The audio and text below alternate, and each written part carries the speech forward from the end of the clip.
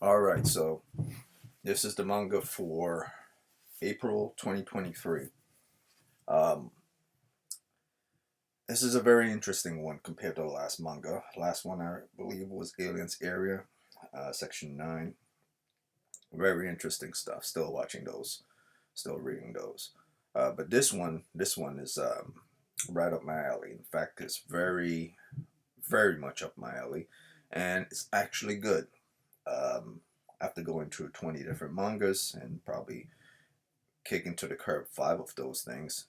But after sifting through 50 mangas and then picking 20 and then curving about five of them, and then after curving about five out of those 20, then judge 15 of those 20 to only pick out five, process of elimination and all that stuff, I got to where I am now. So this is about the top five mangas of April 2023, basically of March and April 2023, because due to delays, some mangas weren't released in the appropriate time. Some was released early in March, and some was delayed until April. So between March and April, you had those that were released early and those that were released late. So this one is very interesting and very appealing to anyone who's a manga artist, as well as those who are into comics and those who are into mangas and those who are into good storylines, as well as just in it for the funsies. So, without further ado, name's Makita. I do manga, anime, and mostly gaming. Every now and again, I do manga because mangas are much longer than gamings and they have a much longer history than gaming, so they take far longer to get through before you go on to the next one. It's not like anime, they have a longer lifespan. It's not like game. Once you're done with a game, it's over. Mangas have history and they keep going and going and going and going. And if they become a franchise, they go even more, like One Piece or Full Metal Alchemist. So, yeah, moving on. This is the first manga within the list. There are five of them.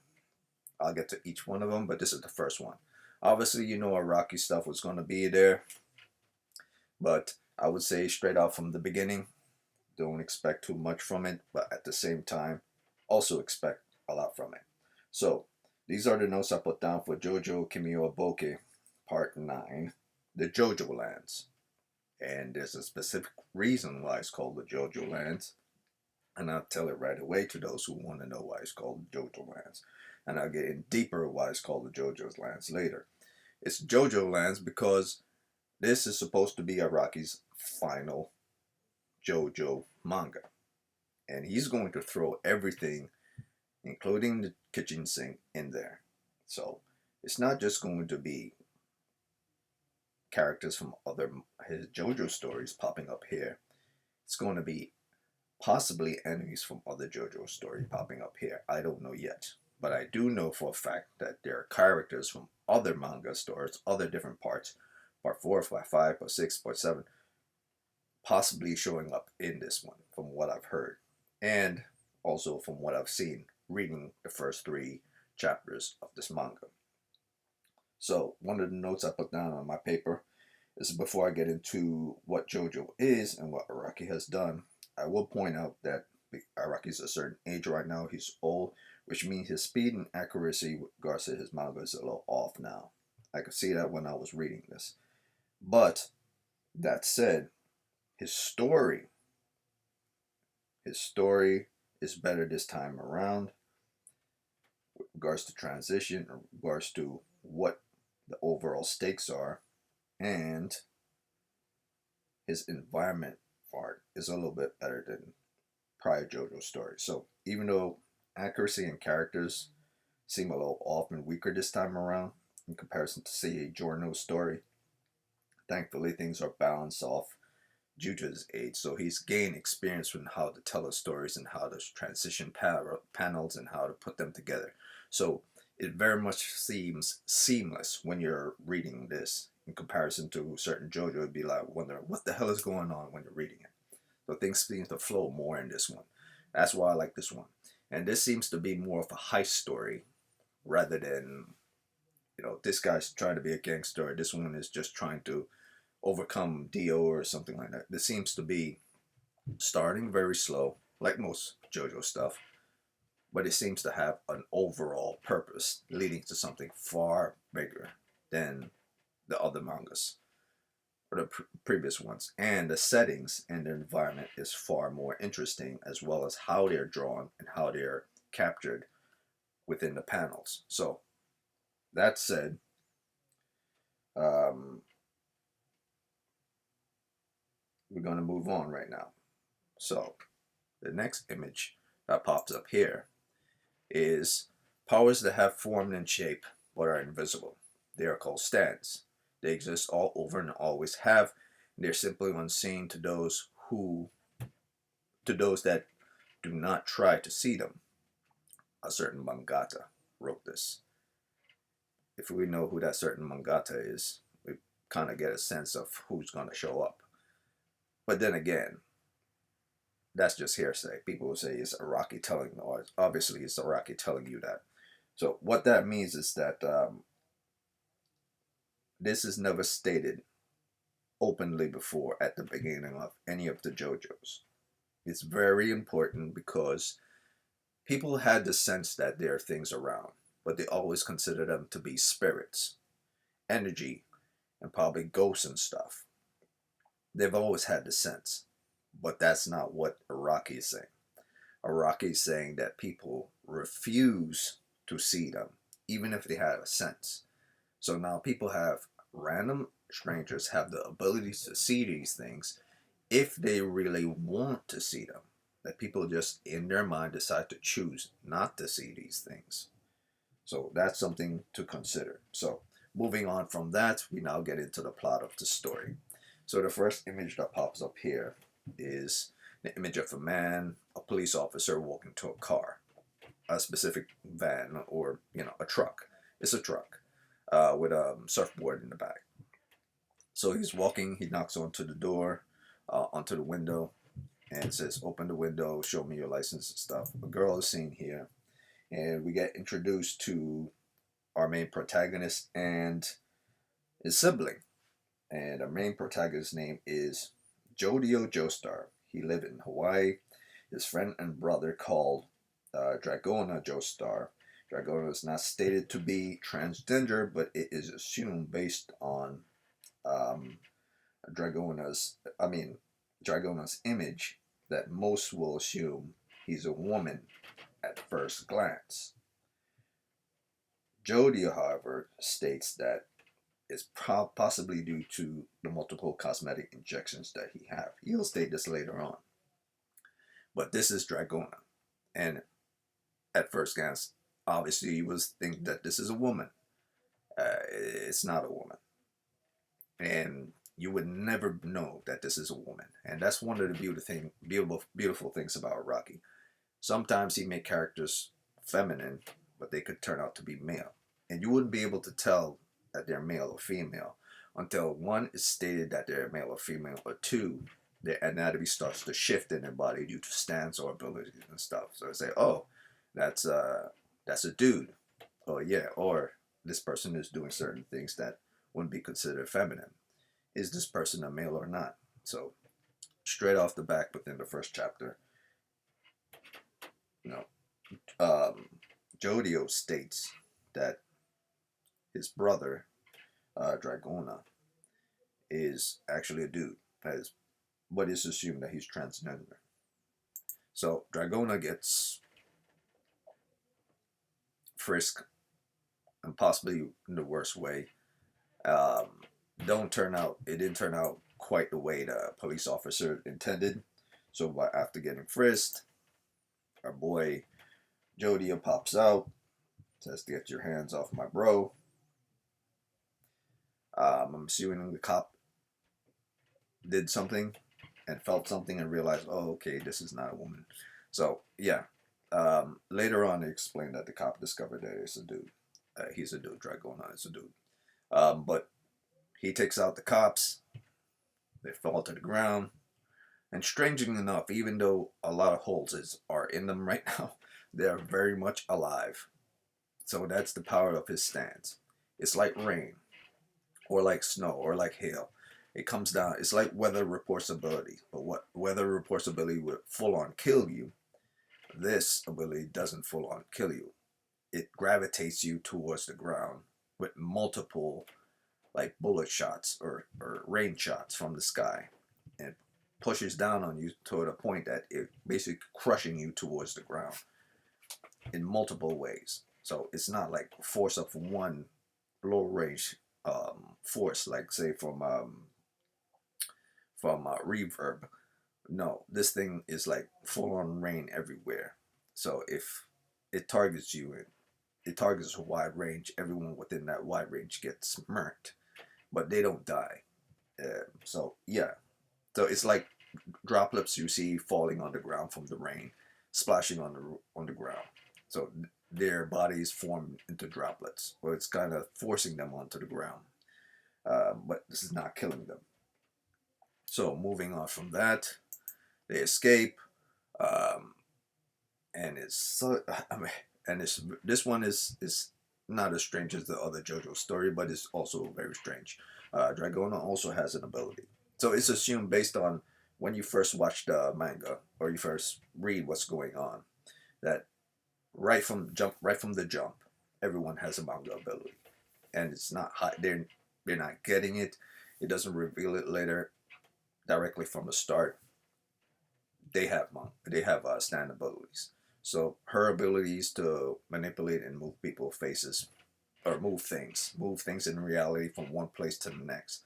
That is seen when they get away from these guys, and eventually she changed the license plate and numbers to switch the numbers around so that it doesn't look like they stole the van, which I mean they stole the truck, which they did. They stole the truck.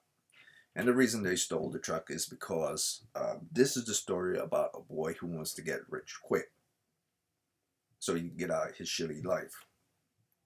So he's willing to be a petty theft and to a big time theft.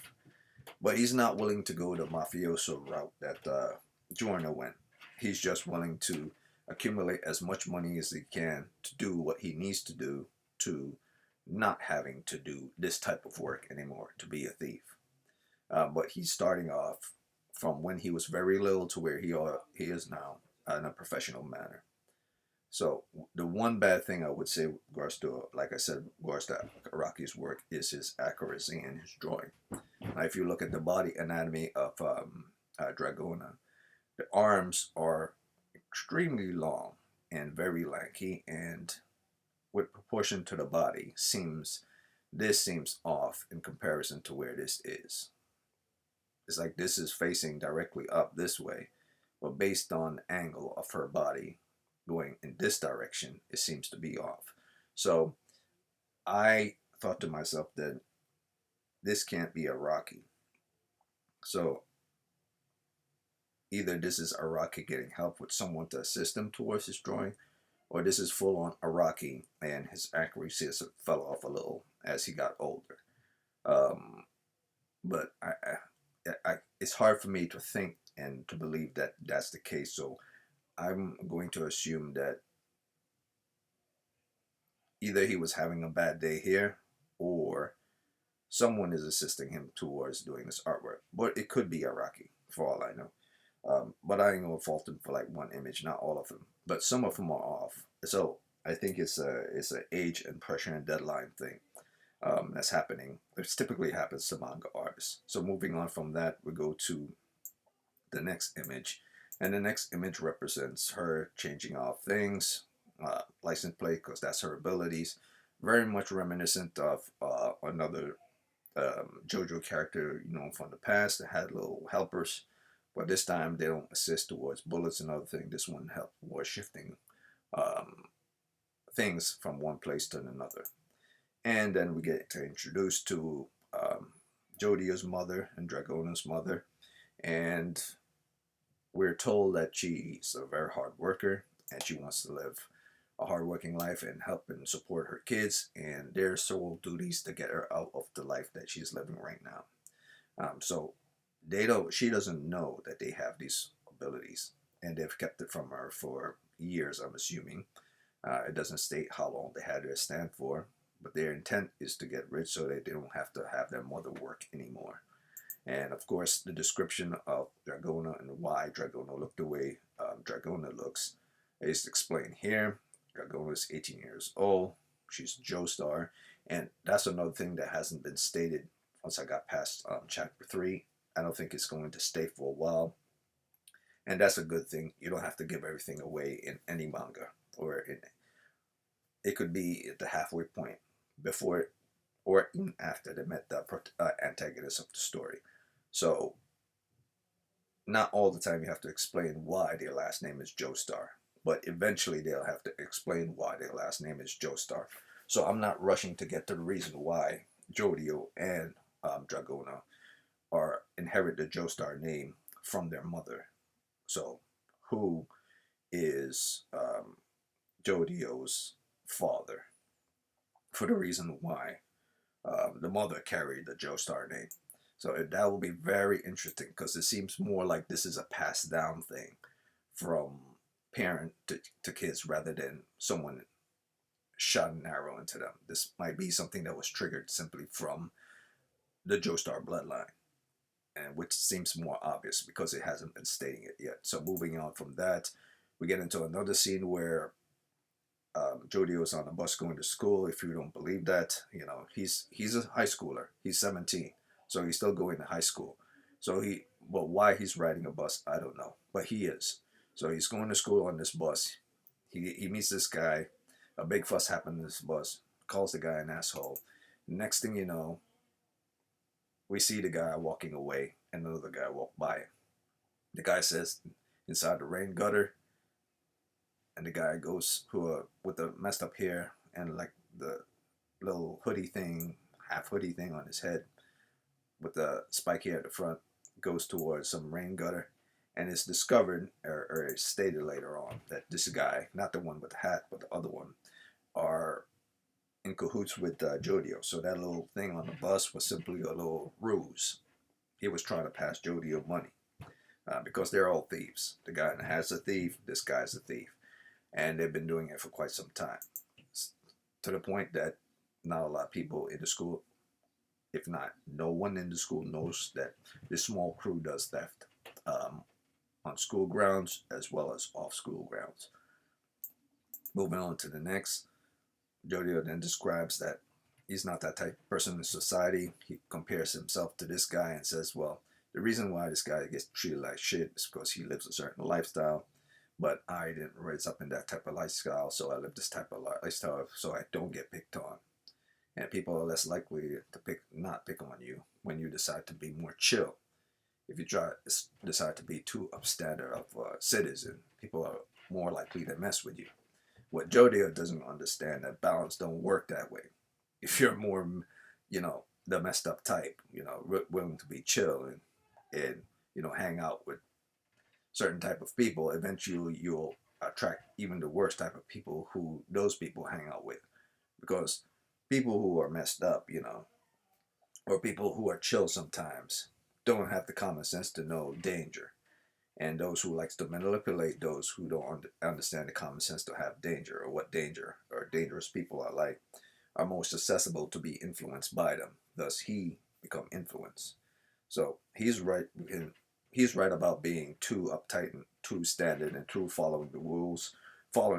But at the same time, he's got a long journey ahead of him to teach him that sometimes that upstandard thing is necessary towards progression in life. You have to have balance, and it's like Araki's going to teach Jodio a lesson with regards to the path that he's chosen. So, moving on to the next, we then come across this scene, and he's talking about how the guy gets his ass kicked. He don't want to be that guy. He just wants to get filthy rich and real fast. And that most people call how they do certain things a system. He called it his mechanism. It's a mechanism that he's been doing since he was a kid, and eventually he got draw the attention of other people.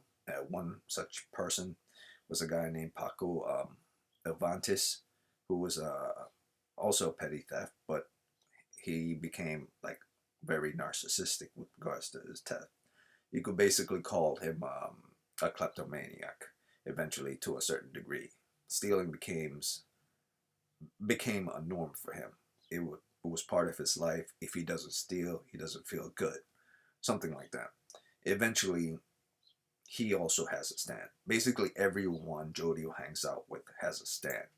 And it's not explained by Araki why everyone Jodio hangs out with have a stand.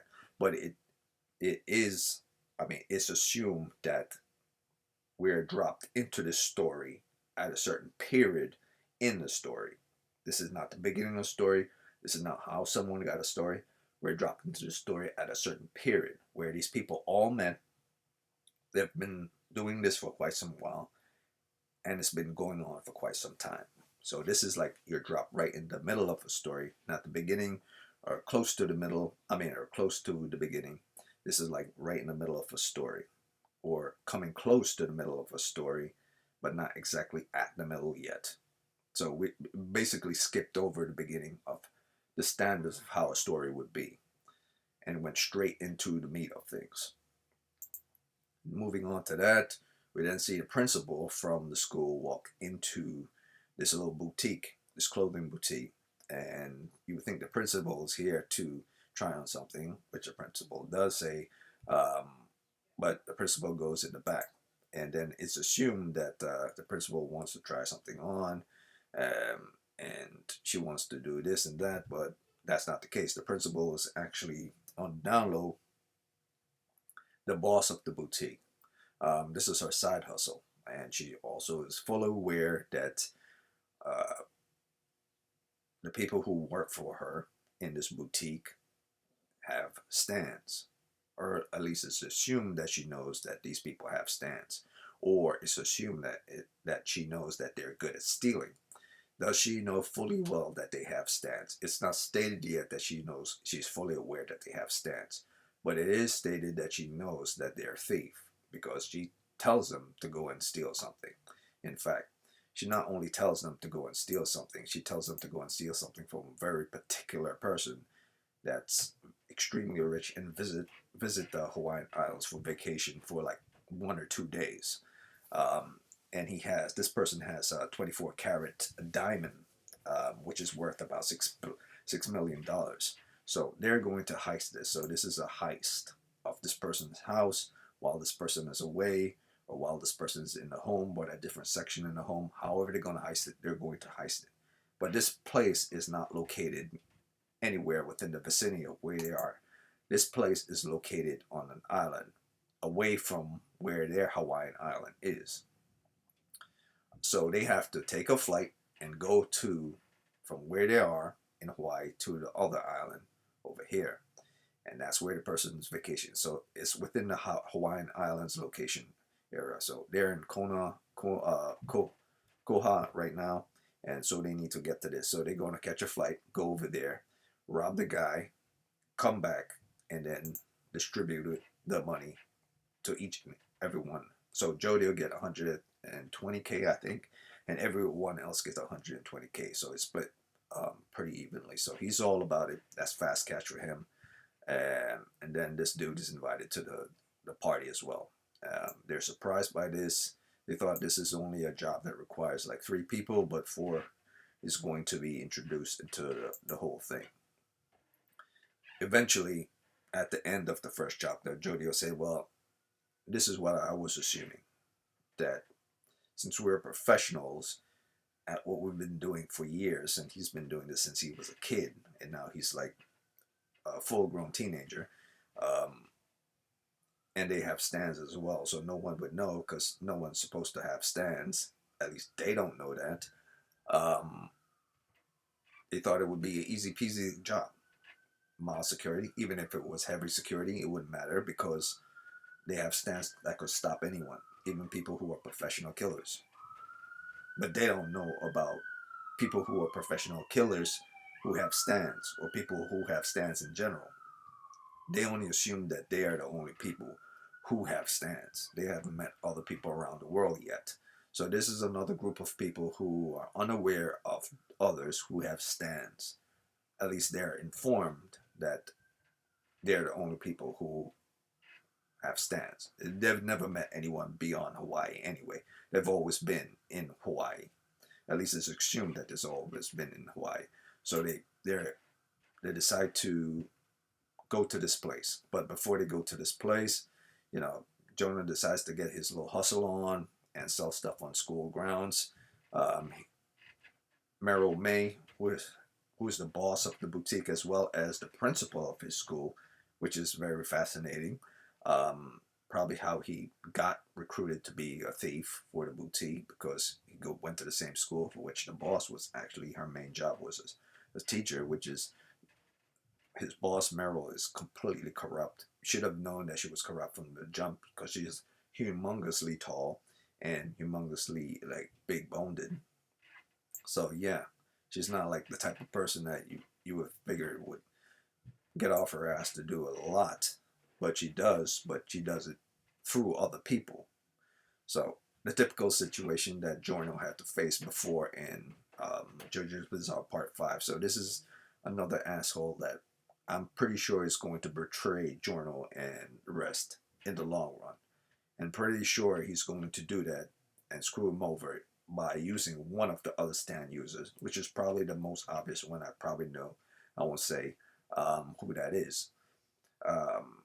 But during the process, before they go to that island, Giorno is met by this woman who wants to, like, do some wheeling and dealing in business with him. He automatically assumes that she's a cop. Turns out she says something like, well, if I'm a cop, how can I possibly be a cop if someone admits and lied to them in the court of law and says, you know, they weren't a cop when they met this person, and the court says, well, you're not supposed to lie under oath, so technically that defeats the purpose. Jonah buys that bullshit, and then he said, all right, fine, just do what you have to do, and pick up the stash and stuff that I have set by my fellow, cohorts. Um, a little context on what she said. That's not true. It's typically true, but it's not completely true. Undercover cops are specifically supposed to lie in order to catch criminals and pretend in order to catch criminals. So in court, if a defense lawyer to someone who's corrupt said, well, this person lied, it was someone who wasn't supposed to be, and you're lying under oath because the law says you're not supposed to lie. Well, their job is to lie as secret agents or undercover agents. So the law allows them to lie because generally the law is fully aware that there's such things as undercover agents. So the law fully knows that they're going to lie. So you can't really wrap them up in, you're lying, because it'll be just stupid on both sides of both attorneys, defendant and as well as prosecuting attorney, to try to sell that or try to deny that. Like it's very dumb. So eventually, Jonah, being fooled by this, he said, "Yeah, bitch, okay, I am a cop. You're under arrest." I can't believe Jonah. I keep calling him Jorno, but Jodio fell for that. So, and he had it right before. Like, she was a cop and she was suspicious, and the bike that she was riding was also suspicious. But for some reason, he was easily manipulated. Why? Because he's a kid, and two, he doesn't know the law that much. Because he doesn't spend time to understand what people on the other side of reality that are doing things the right way or the just way or however way you want to say that does things. So being that even though he's corrupt, he doesn't understand how the other side balance using manipulation to corrupt. There are bad side people using manipulation to corrupt, and then there's good side using manipulation to corrupt. But he's never been on that side, so he was easily fooled that way. So that said, he got arrested, or supposedly arrested. He got knocked to the ground by none other than the two douchebags who stopped him and Dragona in the truck earlier on at the beginning. And they say they're going to have a nice good time with him, beating his ass up when he goes to jail, before he goes to jail and all that, and going to treat Dragona nice and tight and right. All this type of pervy stuff they're saying. So, or at least that guy is saying. And but he says, you know what, screw this. These a-holes do not know that I have a stand. So let me just take care of this right away so I can go about my business. They don't need to know, and I'll escape easy anyway. So he took them all out, typical way using his powers. They're not dead, obviously, but they're no longer able to have anything as evidence against him because he destroyed all the evidence, including the paper and all the stuff that she kept on her, completely destroyed. So they're alive, but everything that they have in order to um, throw them behind bars is done. And then he went on and says, yo, I just want a happy life, but living in this world, there are people like this who will always try to manipulate and do shitty stuff in order to get their own way. That nothing in life is fair. Which is kind of weird, seeing the fact that he's a criminal trying to manipulate other people to give him the things that he wants.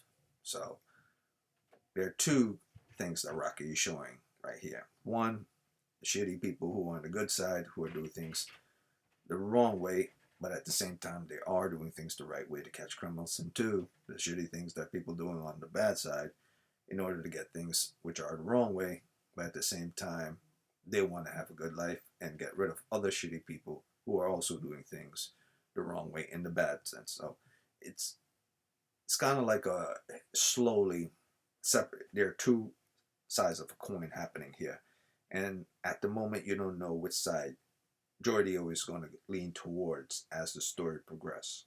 But he's very much a hypocrite at this point. Moving on from that, we get into the next scene where they did travel to the location. In fact, before that, Paco says, "Hey, listen, Jodio, or my friend." It's like, listen, well, they're not really friends. But he said, "Jodio, are you sure this guy's alone in the house? And there's no one else, no top security and any of that stuff." Said, "Yeah, the guy does have security, but he's by himself, based on Mace information, and he scoped out the place before the rest of them got there. Like he's the only one in the house." So they all meet up at the house eventually. One, two, three, and four of them. It's like, all right, got it.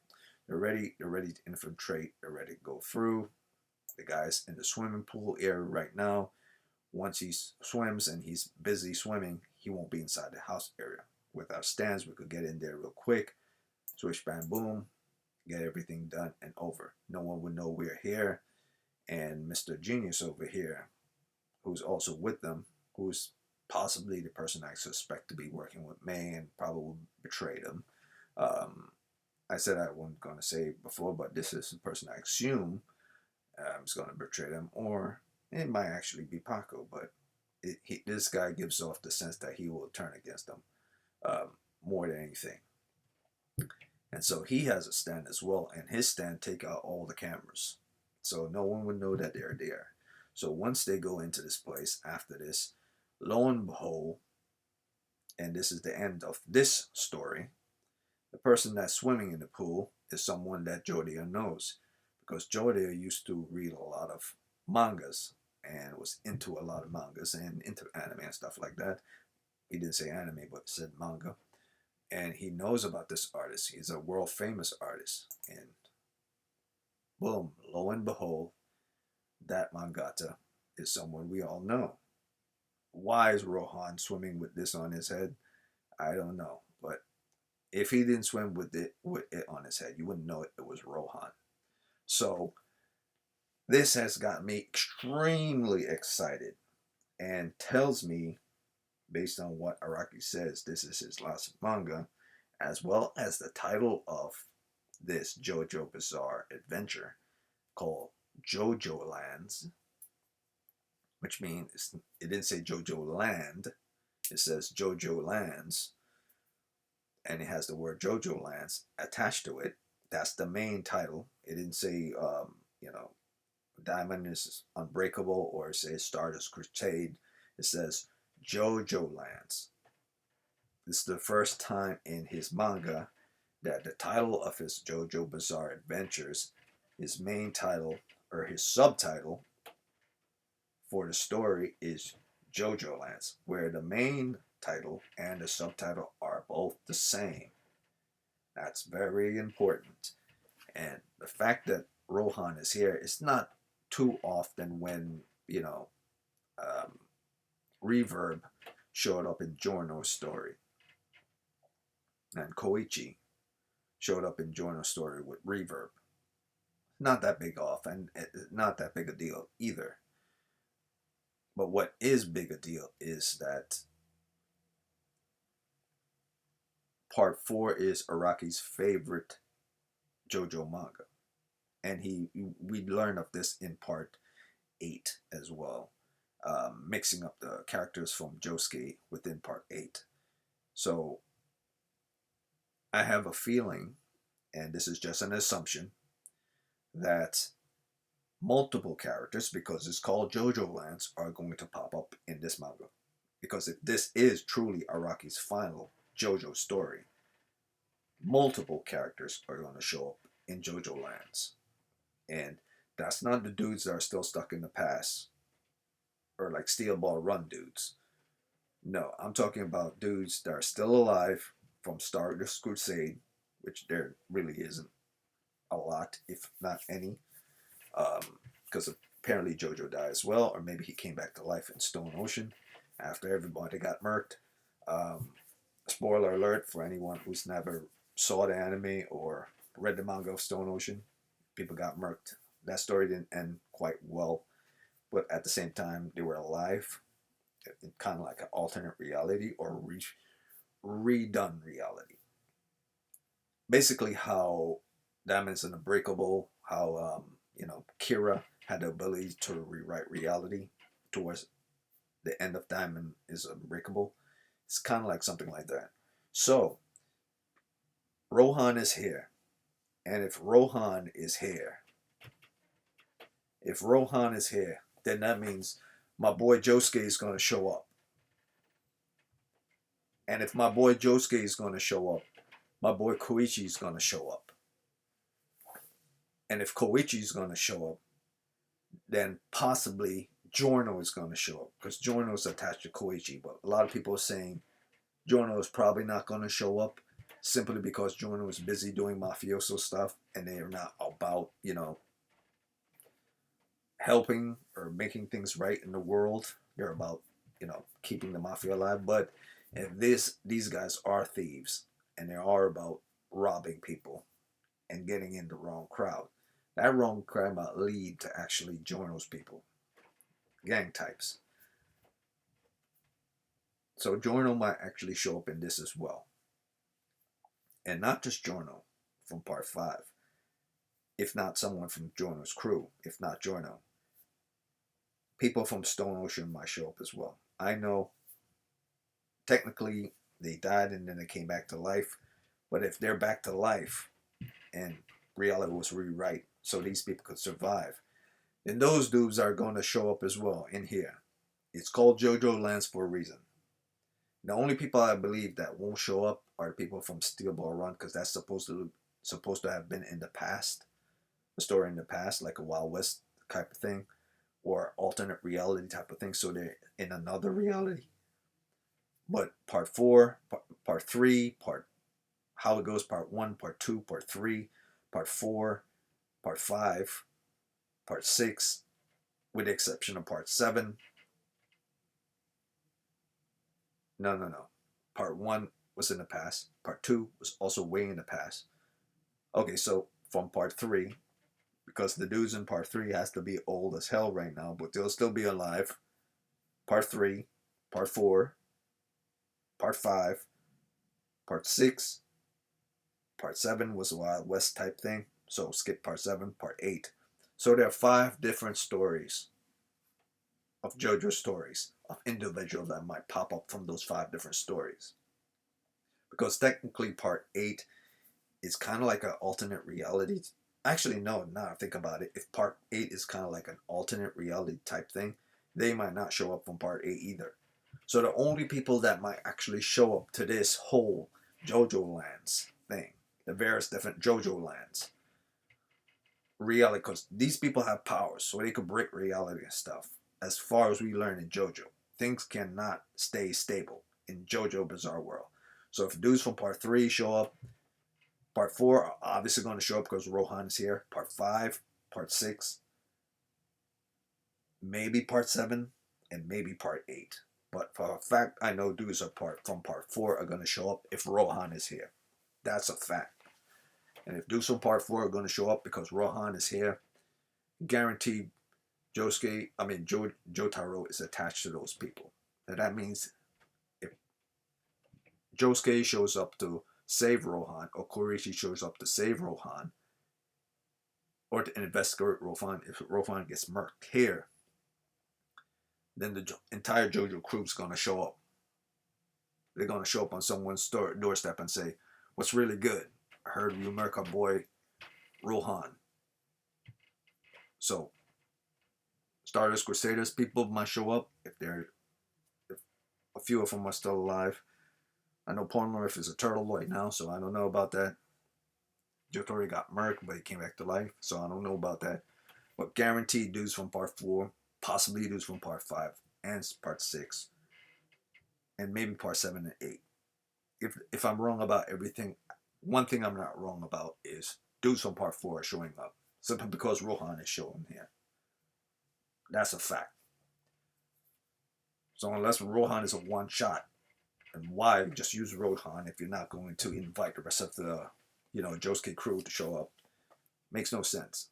But this thing is called JoJolands, so that's the end of that. I'm going to move on to the next story because I'll stay forever on this. And I've given this manga a 4 stars because it's better than the last one. It's better than JoJolands' story. At least from the first 3 chapters of JoJolands' story, it's the first 3 chapters of this story is better than JoJolands' story. So moving on to the next manga. I'll try to get into this next one. This next one is called, and I wrote it down. The pros and I already stated the pros and cons of Araki's stuff.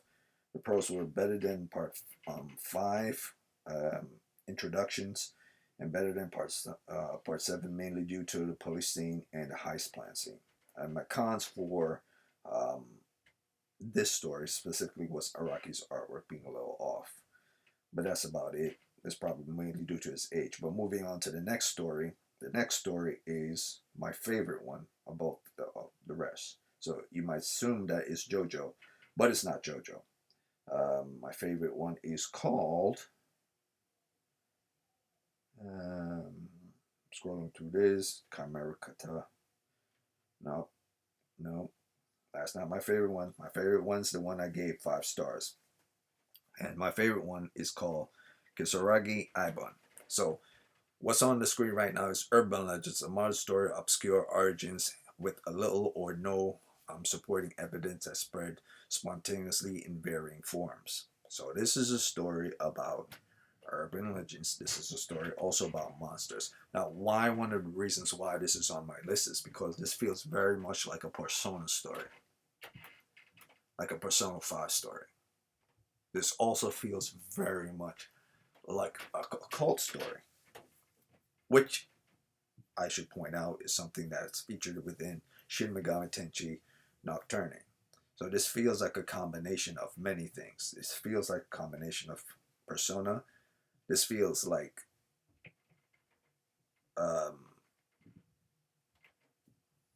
Blood Sea. This feels like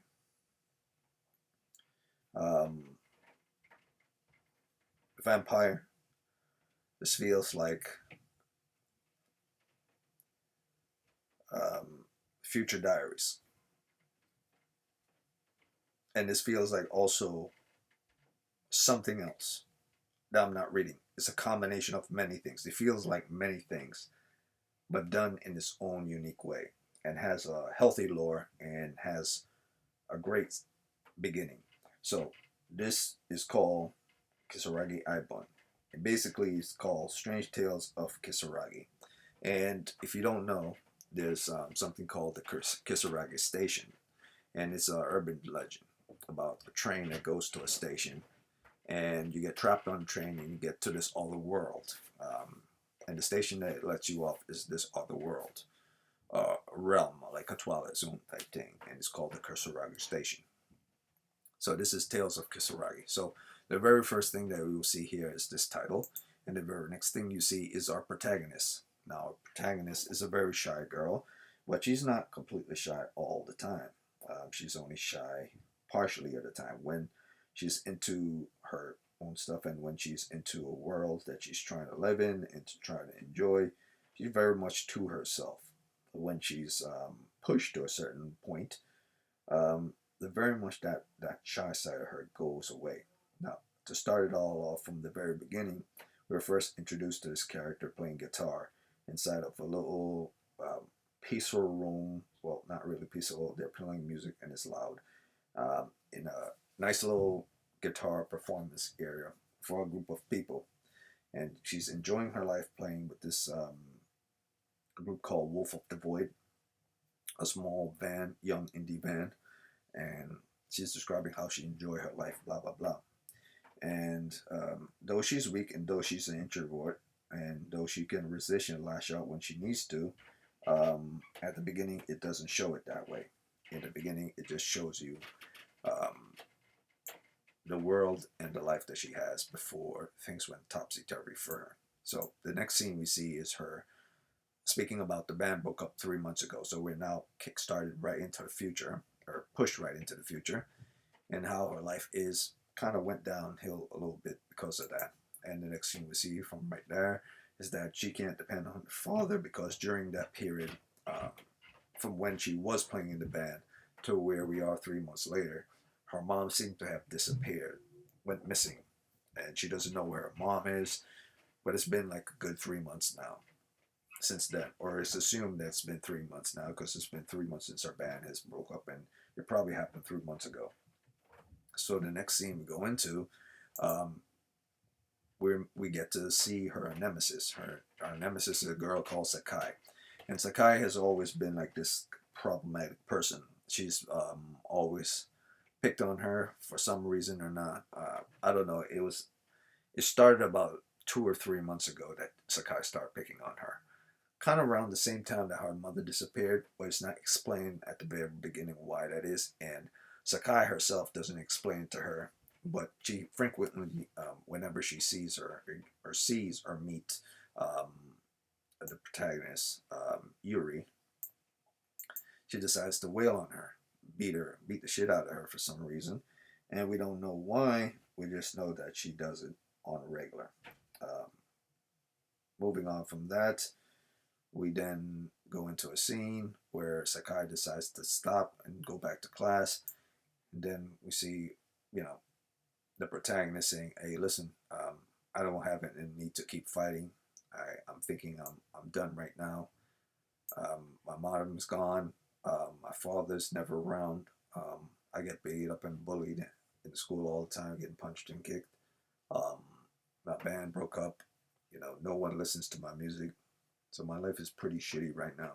And I'm thinking about offing myself." And she's thought about this on several occasions of killing herself. And when she's on the train, um, she thought about hanging herself. Now, even though this main protagonist is what I call Yuri, because sometimes I confuse manga characters together. Technically, her real name isn't Yuri at all. Her real name is Nagisa Hiragi. Um, I call her Yuri because sometimes I screw up with another Yuri that looks very much like her from a different manga in a similar type of horror genre.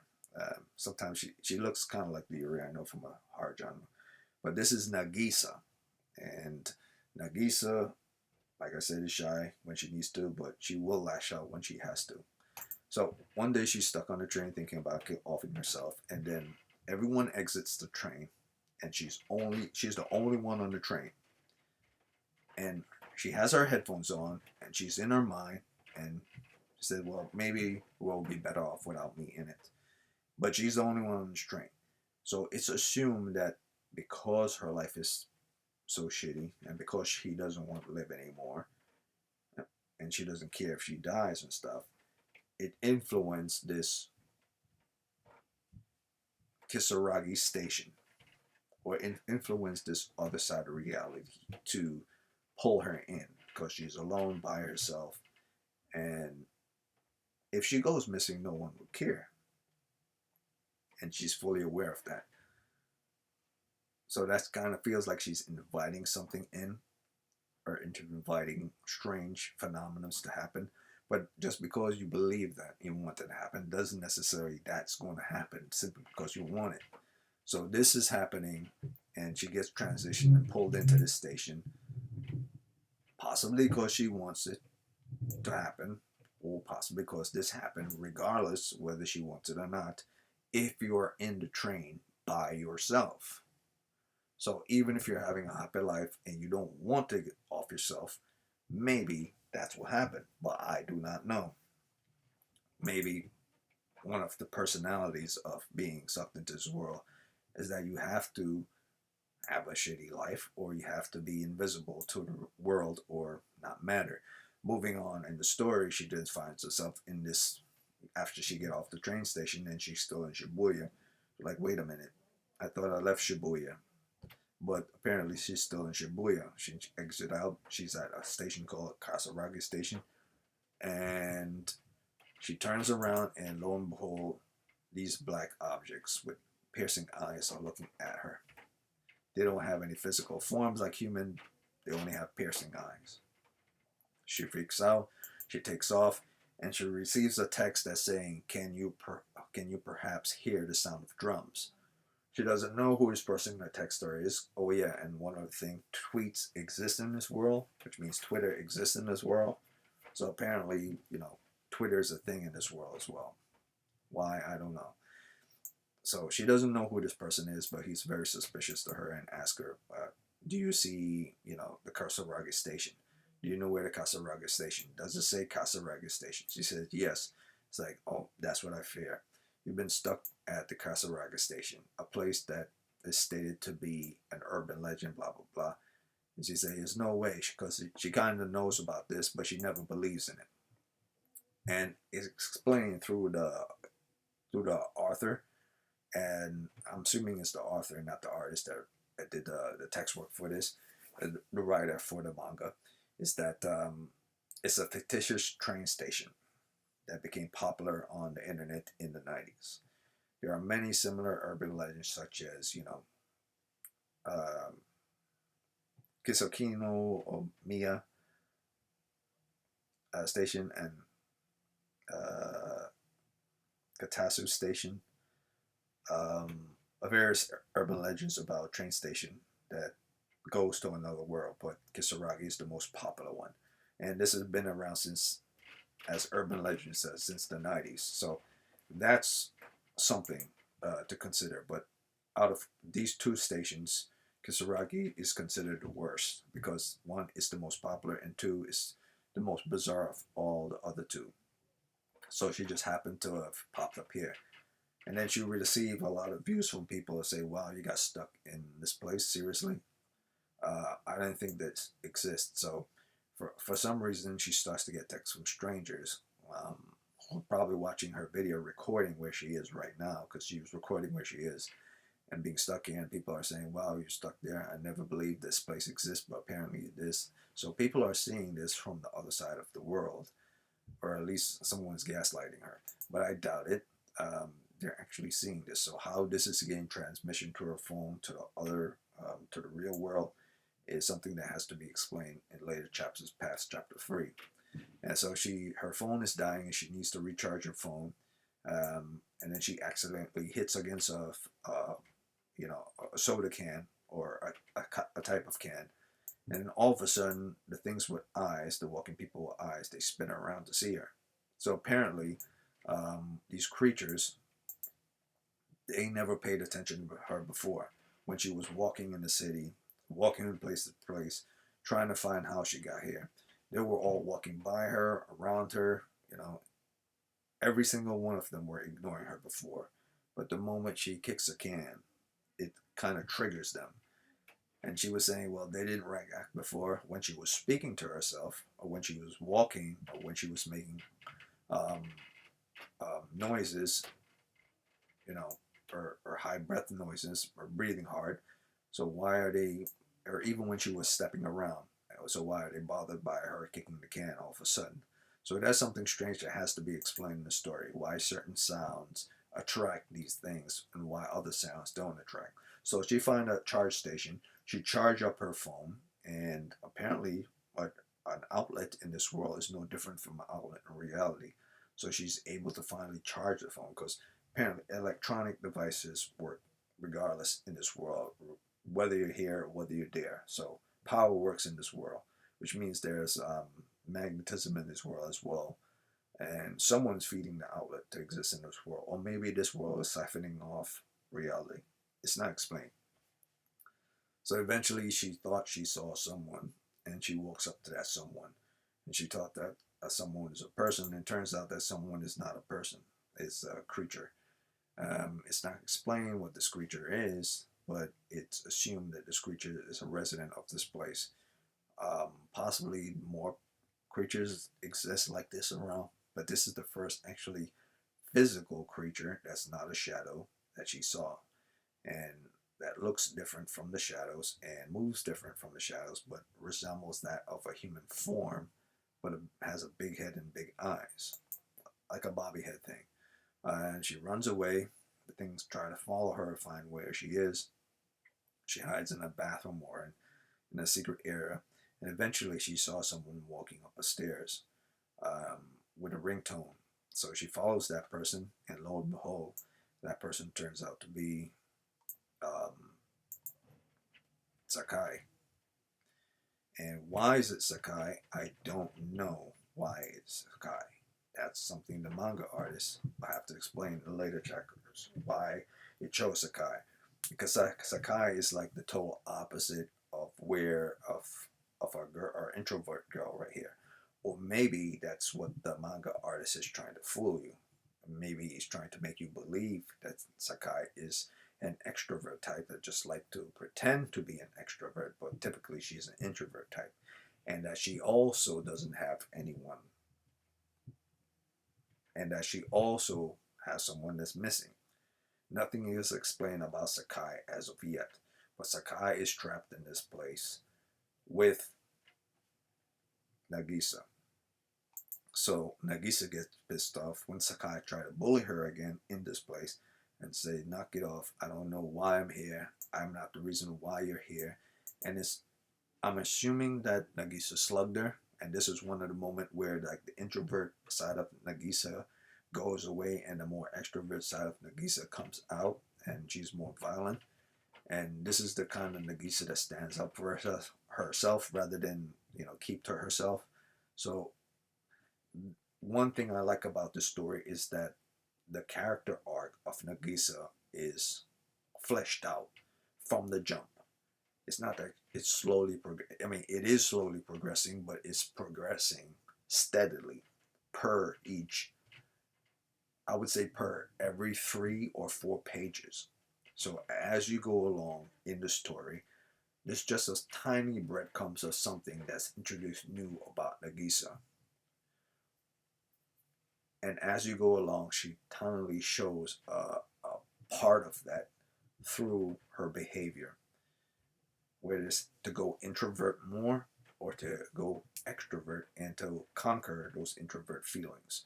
So I noticed that with regards to this manga in comparison to that of JoJo, where it's more focused on the overall story, but this seems to be more focused on Nagisa's journey and everything that she sees around her more than what's around her, and she's just in it. At least that's how it feels. So this is why I'm more interested in this than JoJo. And also because this manga gives us a lot to unpack. There's a world, there's text of this world, there's urban legends of this world, there's sound that applies in this world, there's lore of this world, there's the missing mother and the father, and a lot of unanswered questions, and a lot of the hidden things, as well as the boyfriend of Sakai, who happens to be in the same band as Nagisa that broke up 3 months ago. So there was a lot to unpack, slowly but surely. But lo and behold, it's more than that as well. Apparently, Nagisa's mother was hanging out with Sakai's boyfriend before she went missing. And that's the reason why Sakai has been picking on Nagisa all this time. She assumes that the reason why the band broke up and why her boyfriend is not with her anymore is due to Nagisa's mother stealing her away from her. Stealing him away from her. Now, Nagisa does not know the real reason why the band broke up. She's assuming it all has to do with Nagisa's mother. Um, but Sakai knows that Nagisa's mother disappeared as well, and she doesn't really care. All Sakai knows is that she selflessly saw, and she's assuming that Nagisa's mom is a bad guy. So the whole story is starting to unveil itself, but technically not really, only a portion of that. And eventually, Nagisa says, "You must be real pathetic to want me to apologize to you for something someone else does that you're not 100% sure is real or not." It's like, give me a break. I'm tired of this bullshit. So that's another side of Nagisa that's coming out. So the shy side of Nagisa, as you see with regards to her face and everything, has slowly been transformed. So every now and again, Nagisa is like she's two people. She's like one side, a normal person, the other side, like I'm standing up for myself. But slight things that push me too far makes me want to spill out what I want to truly say to you. So that pisses off Sakai, but eventually something else happens. All of a sudden, Sakai's phone starts ringing, and she says, "Oh, not again, not again. Your mother is calling me." Nagisa says, "My mother is calling you." It's like, "Yes, your mother keeps calling me. She's just pissed off. She's harassing me. She's annoying me because she knows that I want to interrupt her being with my boyfriend, and she wants to have revenge because she has a grudge on me." Then Nagisa start hearing drums again, and then all of a sudden we see another scene of another things with eyes, but this is different from the other ones. This has multiple eyes in it and veins going all about it like strands of a tree. So this looks like a moving tree with many eyes, whereas all those other shadows had only like two eyes on them.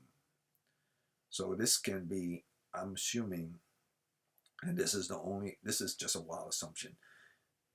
I believe possibly these things are actually things in reality, at least what reflections of what happens in reality, but in this world, it takes on the form of this. So whatever this is supposed to be in reality, in this world, it takes on the form of this with many eyes. So when someone is looking at her as those other two shadows were with piercing eyes, it could possibly be two people walking down a street that just look upon her with piercing eyes because they basically thought they saw a ghost, and they're piercing down looking on her, and she think that they're monsters, but technically it's just a reflection of what's going on in reality, and it's piercing because they assume that they saw a ghost for a moment. I don't know if that's the case, but that's what I'm going with for the moment. That's probably completely wrong, but within just a couple of seconds of the drum sounding and then this thing popping out, it grabs Sakai, pulls her in, and then transforms her into this big-headed thing. So before, when we saw that other creature with the big eyes and deformed body that was chasing after Nagisa before, a similar thing, this creature right here, um, I'm assuming that this is the same thing that just happened to Sakai. So whoever this person was, that thing absorbed her and then transformed her into this thing. And that's what happened to Nagisa. And that's the end of this story. Now, for this story, to be completely clear about everything that's happened here, pros and cons. Because all the stories that I read have pros and cons. So it all depends on what you want to read and what you don't want to read. So the pros for this are Interesting build-up, okay sketch, good use of darks to represent the darker side of the game, or of this game. Or I don't know why I put game, um, but it feels like something related to Persona or something. I don't know why I thought that. Since this is a darker manga um, than Chimerita, and I'll get into Chimeratica, which is the third one that's coming up right now. Since this is much more darker than Chimeratica, Kyokutou Chimeratica, um, it feels more invested within characterization than Chimeratica, which feels more invested with the overall world itself. And same as JoJo as well. The cons with regards to this is heavy lines on the outside of the character seem to represent um, to locking the character into the world, to represent the type of darkness, but necessarily it doesn't really need those heavy lines on the outside of the characters to sell the dark aspect of a story. There are plenty of mangas that use lighter lines for the outlines of characters without the need for heavy lines. And heavy lines on outside the characters should only be used on like specific expressions and behaviors. But I think the reason why this manga artist did this is because um, the emphasis is not on what is around these characters. The emphasis is more on who the characters are more than anything. So a lot of drawing for exteriors and surrounding environments weren't that much of importance when a character is seen in those moments. Um, some scenes were, but not all. So that's all I could say about that. So moving on to the third story, and this is where Chimeratica comes into play. Kyokutou Chimeratica. So I have to go through my list right here, or I could just wing it like I did before. But what's the point of winging it if I wrote it all down to begin with?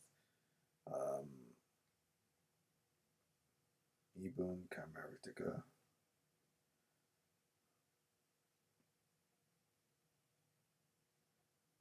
Okay, so here it is. All right, so moving on to the next one. Boom.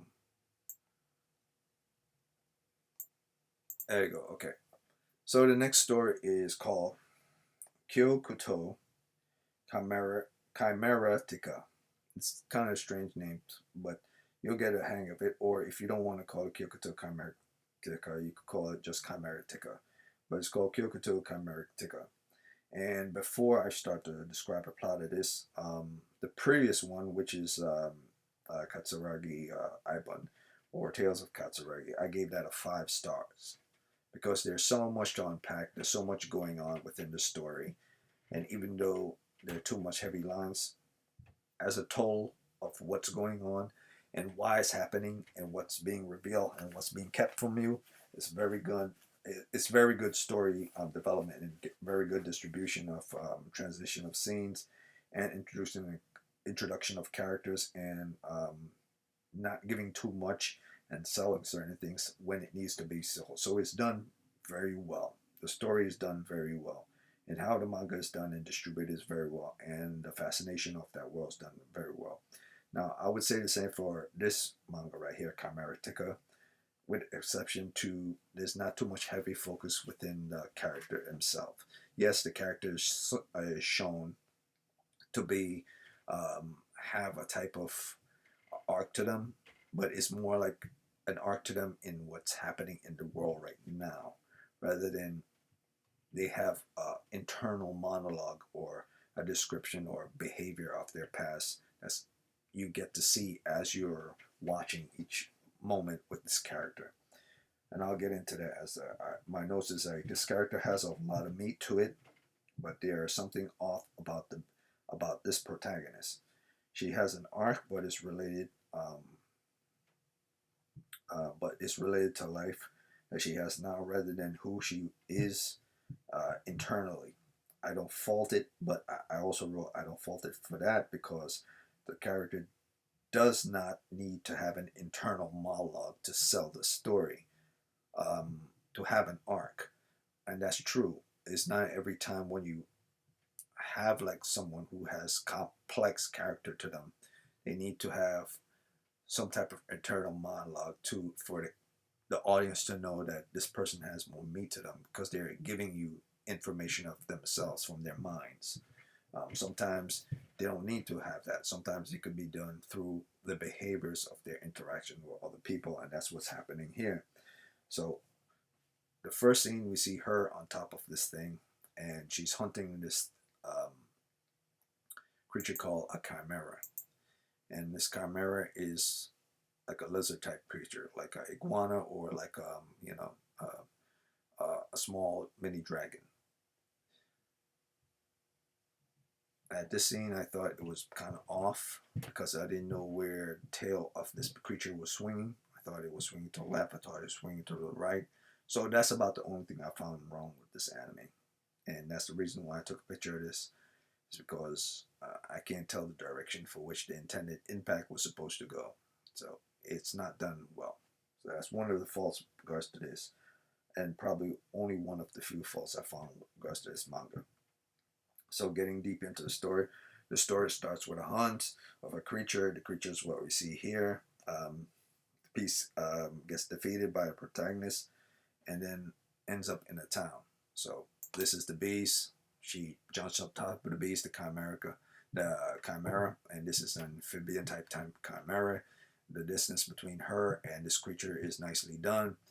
Typically, when you draw something foreground and something in the background, you need to give a sense of distance, perspective and distance, aspect ratio, as well as positioning. And this sells it right here. I mean, if you remove her alone and put it right on top of the creature, like not on top of here, it would seem like she's running on top of the creature's head. But based on how this rock formation is behind this creature and how she's behind the rock formation shows that she's a little bit distance from the rock formation, and this is also a little bit distance from the creature itself. And how you know this is because this curves going inward like this, like it goes up here and it goes down here, like it's accelerating towards getting closer here, but going in distance around here, and then curve and go here. And that's how you fool the eye, would believe, to a perspective of distance moving forward and those being out, as well as the shadows playing a part within the areas right here. So the sun beams down here, shines here, but the shadows play a part here, here, as well as the trees playing also a huge part with regards to distance and an aspect ratio. So darkening the trees and not making them bright is basically a way of showing that she's closer towards this creature and further away from these trees. Like these are supposed to pretend to be very much far because they're darkened and they have few lights on them. So the darker the trees represents and the size of the trees represents how far they are from where she is right now and where the creature is right now. So that's a nice little inclusion with regards to this manga, and I already appreciate it with regards to that reading this. And that's one of the things that attracted me towards this manga. I wasn't really into the story as I started. This is one of the manga unlike Kisaragi Ibun, that was very heavy focus on anatomy and speed lines and positioning and perspective. I found it more fascinating in here than I did in JoJo's story, than I did in Kisaragi Ibun. Kisaragi Ibun's story. So when it comes to doing good artwork and regards to perspective and positioning and body anatomy, I find it better here than it was in those prior two that I mentioned. So moving on in the story even more, after speed line, she actually took down the creature.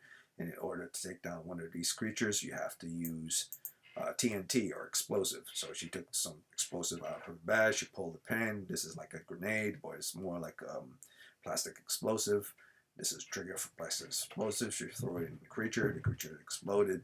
And then next thing we see here, we see this nice little town or village. It's more like a town. That's a more modern town mixed with an old-fashioned town. So it feels very much like an old-fashioned Japan, but it's very futuristic, but it's also very otherworldly. So it feels like something like straight out of Attack on Titan, but at the same time, not so much. and it feels like something straight out of Gundam Core for 8, but it's not really.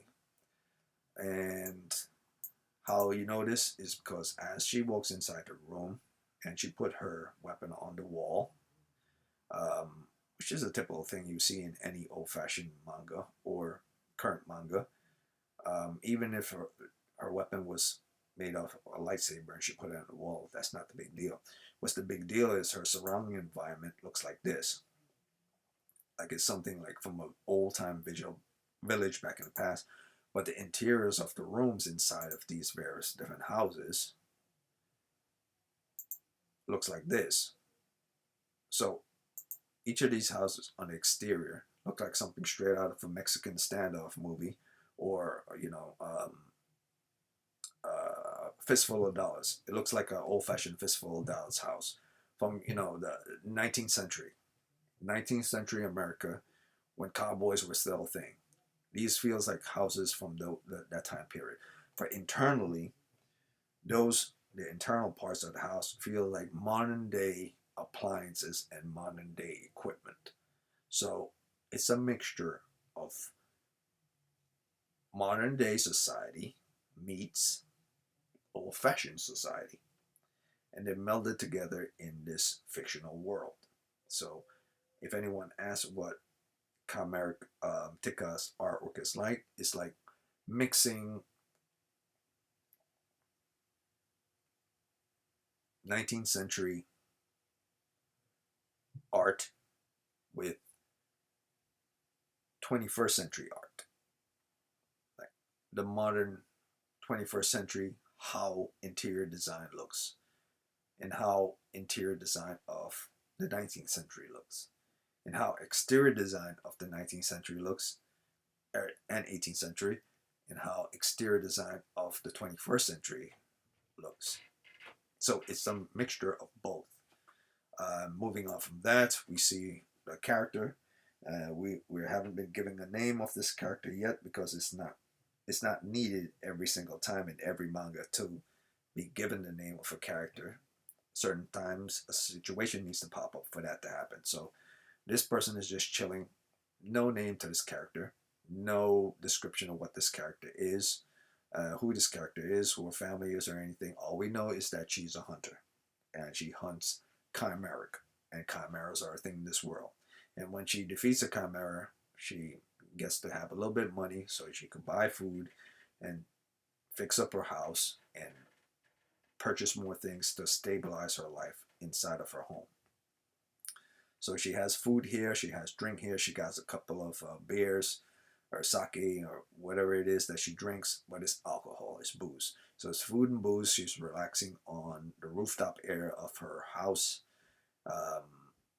in a nice little like shed type thing, and she's enjoying the wind after a hard day's work, and she's drinking the beer, and the sun is shining, and after she drink the beer, after she eat the food, she goes to sleep, and various anatomies is being seen here. So we have two type of anatomies that's being shown here: anatomy from the side and anatomy from the forward. And based on the position of the camera, and the manga artist is showing you the position of the camera of how the character looks. So from the side, the arms are far more lengthy, and from the front, arms look far more chubby because they're pointing forward or pointing upwards as she put her hands there. So that's how it typically will look. If someone was to put their hands in front of you, moving forward towards a camera, the arms will look more meatier pointing forward than from the side. And I don't mean from the side as showing the full-on hands, because from the side, full-on hands, the hands there's much more diameter to the hands from the side. But seeing the fact that she's pressed up on this bed at the back, it seems more meatier here, as well as her arms is pressed on this table, is pushing down her hands to show more meat here. Otherwise, typically, from the side, the meat will be more stronger here, meaty here than here. That's why this looks a little bit meaty here, but this looks a little bit more drawn inward, curved inward than this one who's drawn outwards. So I like the fact that that was implemented in there. And you should do that when you're drawing anyway. Moving on from that, she wakes up, does her thing in the morning, goes on her walk, gets some food from the local town or grocery or however she gets her food, and she hears an emergency about a chimera showing up in the seventh quarter, and that's the name of this location. It's called Seventh Quarter. It doesn't have a town name. It's called Seventh Quarter, or a village name is called Seventh Quarter. So it shows up in here, and the first thing she thought, okay, it's showing up in Seventh Quarter, and from a certain place. And the only place that's close to where she knows in the seventh quarter is where her house is. And she finally gets the hand of this house after 15 years of struggling to get a house through various jobs as a hunter and get the things in the house. So it took her a long time for her to get a house, and eventually she rushed back home only to find that her house was destroyed.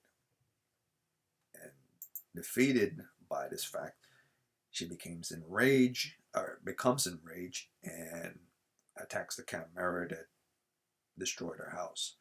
Now she doesn't know at the moment that what type of chimera this is. So she's slowly introduced to what type of chimera this is. So apparently there are various different type of chimeras in the world. There are standard chimeras that can shift with their environment, and there are transformation chimeras, which are highly evolved chimeras and very different from any normal chimeras. So this is a I can morph into anything chimera rather than I could just blend with my environment chimera. So this morph chimera can turn into any physical object, organic or plant-like object. So this can turn into anything. So this turns into like an octopus type bird, attacks her, she takes it out, and then she asks if is there anyone alive? Are there any people alive?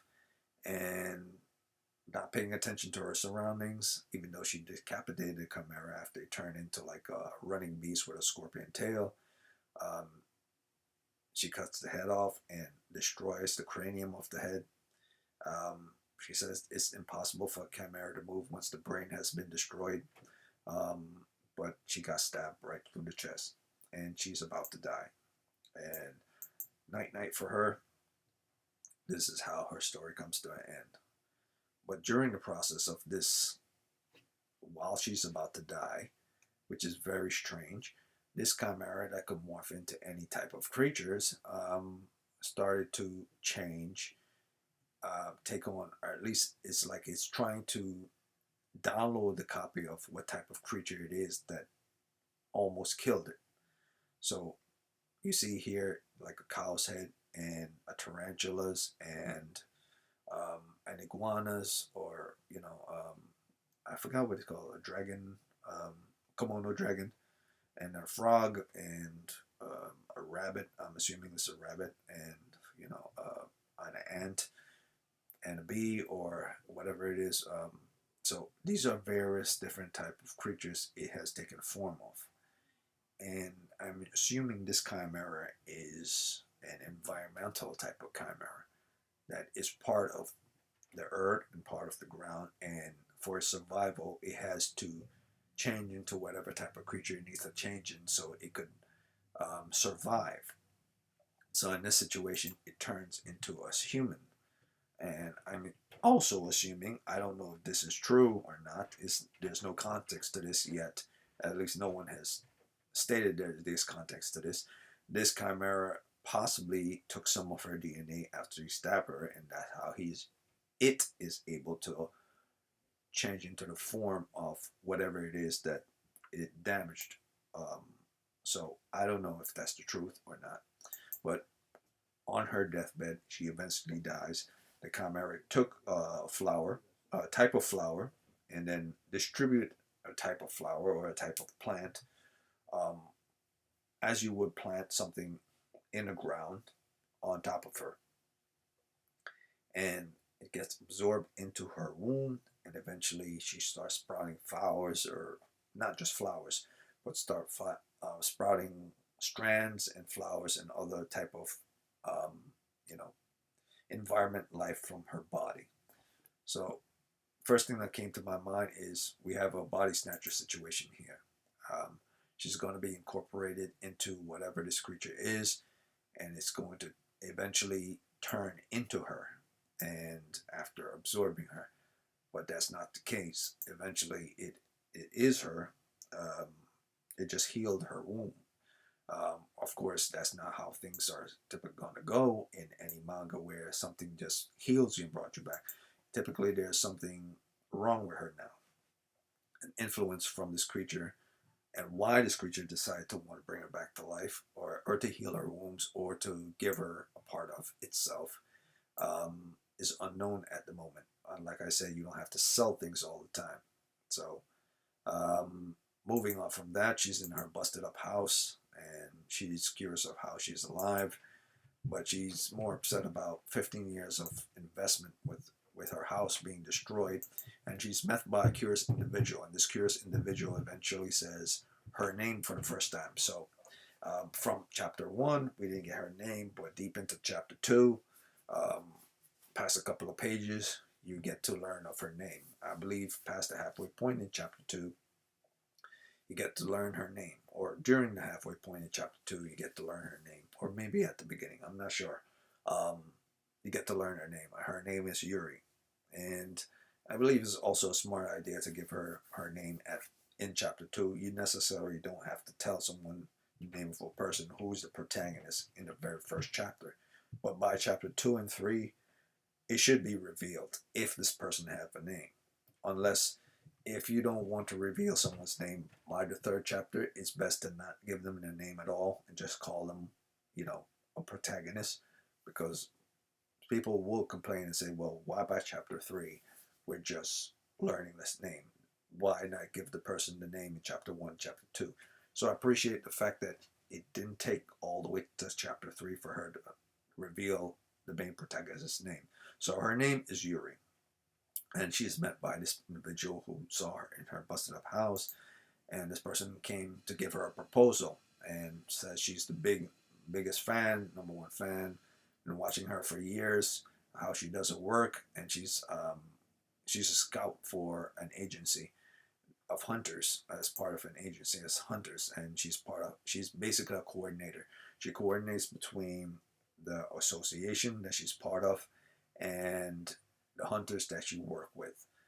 Typically, any type of coordinator work.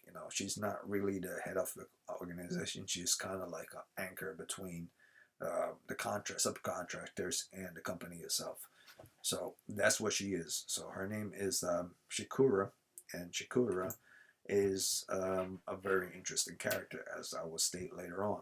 Eventually, Shikura says, I could get you another house if you want to. You just have to follow me, and I could get it to you as fast as you want. I just need you to hunt down a chimera for me. And as long as you hunt down this chimera, I could get you this house, and all you need to do is a couple of jobs, and boom, you have a new place for yourself. You don't have to worry about sleeping outside in the cold. So she agrees to this. Hunt down this chimera. She met with this guy. His name is Solso, and Solso is also a hunter like her, and she's doing this for the same reason she's doing this. Apparently, he lost his house, or there's a reason for why he's hunting chimera, but it's not stated why. So she's supposed to work around with Solso, and so she works with him, but she doesn't typically work with him. She's just doing it because she has no choice, but she doesn't really give a shit about him. So she went head first into the next chimera she has to fight, even though she's supposed to be teaming up and fighting with him. And she went straight through the smoke of the chimera's blast, which was a hot steam, a poisonous steam, or hot burning steam. Basically, it's like steam from a kettle sprayed towards your direction, and she flies straight through it. Typically, she would be burned, fizzling. Her skin would be fizzling right now, but it doesn't affect her because she got affected by that last chimera, and she takes it out. So here's where we learn a little bit about Shikura. And Shikura is a very sneaky person. And I like the fact that it's now going down this direction. Because I always have my suspicion about Shikura. Why she popped up all of a sudden. And why she's scouting all of a sudden. Typically, I thought, well, if she's a typical scout, that makes sense. But now it's revealed that there's context to why she scouted Yuri specifically. She was there that day when Yuri died and when the core of the chimera came out of Yuri.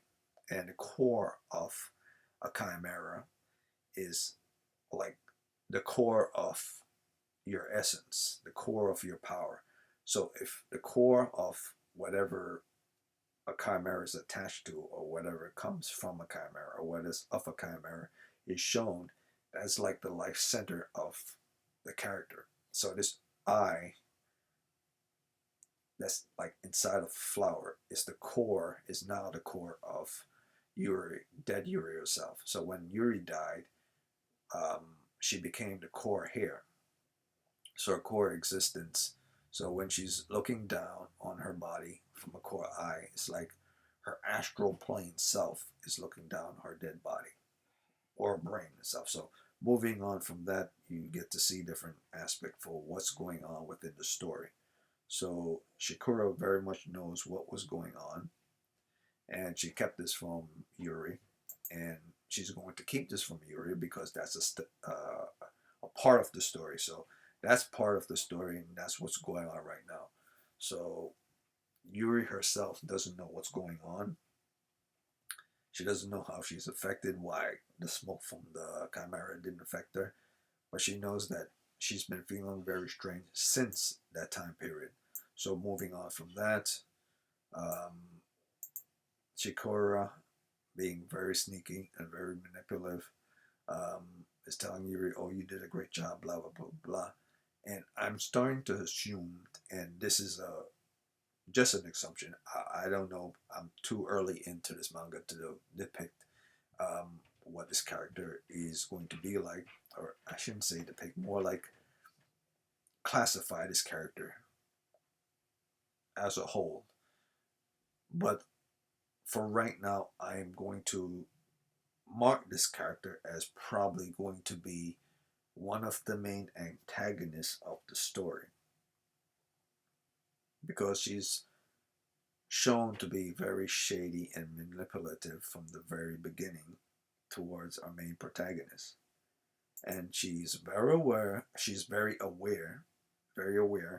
of Yuri's death. And it's very important that she keeps this quiet, that she didn't see, that she doesn't know of Yuri's death. She has to not tell Yuri that she was there that day. Specifically because I'm assuming that if she does tell Yuri she was there that day and she saw her, that Yuri might not have helped her from the very beginning. And there are motives for Shikura for why she's doing what she's doing, but it's not stated in the story. So like I said before from the beginning, this is more like a story of things going on around in the world of the protagonist, as well as the protagonist, but it feels more like an open story rather than an individual story experiencing the world. So that said, moving on from that, they get to set to go towards another chimera, and this other chimera is a different, much larger one from the other one, and it popped up about, I would say, about a few minutes afterwards. So both of them went towards the creature, and they removed themselves from the situation that they were before. They attacked simultaneously. They took it out, or should I say, So took it out, and Yuri finished it off, but not before, not before it did a final move that kind of caught them off guard and triggered Yuri to sprout leaves or branches and stuff. So that said, moving on from there, this is the first time that she actually sees these things popping up out of her hands and out of her arms and stuff. So it's not like she knew about it before, but it's something that wasn't aware in her mind before, that she knew that there was something wrong, but she didn't know what it was, but now she does. So she is fully aware at this moment that there are things coming out of her body. And now the chimera's eye popped out from the creature. She goes and finishes off. And fastest way to take out any chimera is to take out the core eye of a chimera, if it ever shows up. Sometimes you just destroy the chimera and that's done. But this time, the core eye of that chimera comes out. She took it out, falls to the ground. All the veins and all the sprouts and the tree stuff vanishes from her body. She goes back to normal, collapsing to the ground, passing out. And then we see the next scene. And the next scene shows our girl Shikura fascinated by this. And she's fascinated by this because she has ulterior motives. And ulterior motives for why she's doing what she's doing is because she wants to get to the top real quick. She's a power-hungry person. And she knew finding this find is like this gem of this person having this ability would skyrocket her to the top, because it's not something that's typically happened. I don't know how Shikura came onto Yuri's house at the time of when it happened, but I'm assuming she wasn't just walking to Yuri's house when that happened. That she was fully aware that that chimera might have shown up to her house. At least this is what I'm assuming. That she might have been aware that this chimera was going to show up to her house. So that said, that's the end of Kyokutou Chimeratica. And let's see.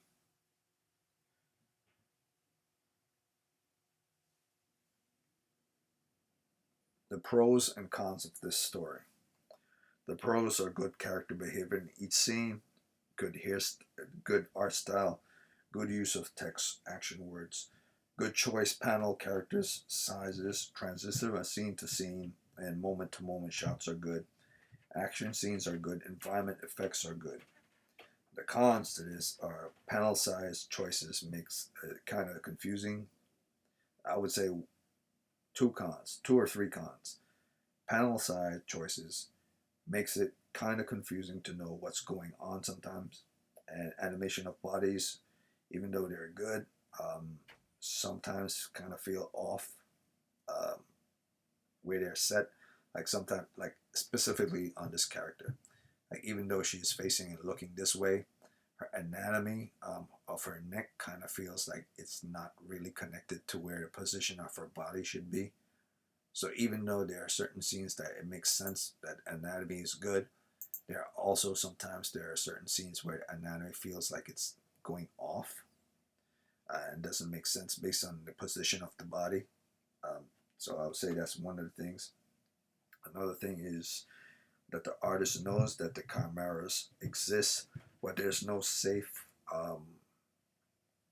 perimeter security for the seventh area or seventh quarter. So the town doesn't have like a perimeter, like say in Attack on Titan, there are huge walls to keep Titans from attacking, or in other stories where there are forts or barricades built up to keep things out. This I saw walls around the seventh quarter, but there's no showing within the story that there are people at distant stations to keep these creatures from out. All that was shown was a guy blowing a horn stating that there was an attack at a certain place within the quarter. So there's a lookout, but there's not really like perimeter security. And if there is perimeter security, it's not stated or shown. But not everything has to be stated and shown. But at a certain point, it really does have to be stated and shown. Otherwise, that'll be kind of off. So that's that. So moving on to the next, I'm now going to get into the fourth story. And this fourth story is scrolling up. I wrote it here. The Constellation Are My Disciples. So Let's see here. There it is. Okay. So this is called The Constellations Are My Disciples. And the Constellations Are My Disciples are, how would I put it? Let's see. Okay, so I have it here. The story starts with a narration. It informs the reader that there's a place called Valhalla. And Valhalla is one of the top 3 hunter institutions in the world.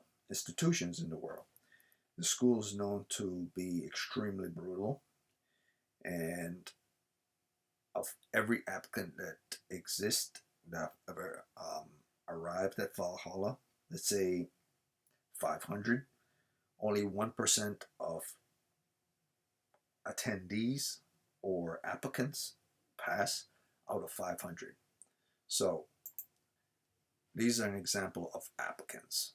And this one is a color manga. Or it's your color comic, because Koreans don't do manga, they do comics like Americans. So this is the color comic. And they're just showing an example of these individuals that are attended this school or trying to get into this school. And this manga is obviously called The Constellation Are My Disciples. And I've given this one 4 stars. Now, the last one, which was Chimeratica, I also gave 4 stars. And this one I also gave 4 stars. So that said, 500 people have applied to the school of Valhalla. And applications to the school is basically a competition. If you either have what it takes or you don't. And only 1% out of every 500 succeeds. So I would say that's about 5 people, maybe 10, can get into the school. So out of 500 people, probably only 5 people make it out of 500. And this comic also says, out of those 5 people that joined or try to attend every year, 150 don't graduate. So basically, if you do the math, there's probably over 30,000 people that try to get into this Valhalla, this institution, per year. 30,000. And after 30,000 people have been siphoned and failed through the competition, grueling competition, only probably 300 make it.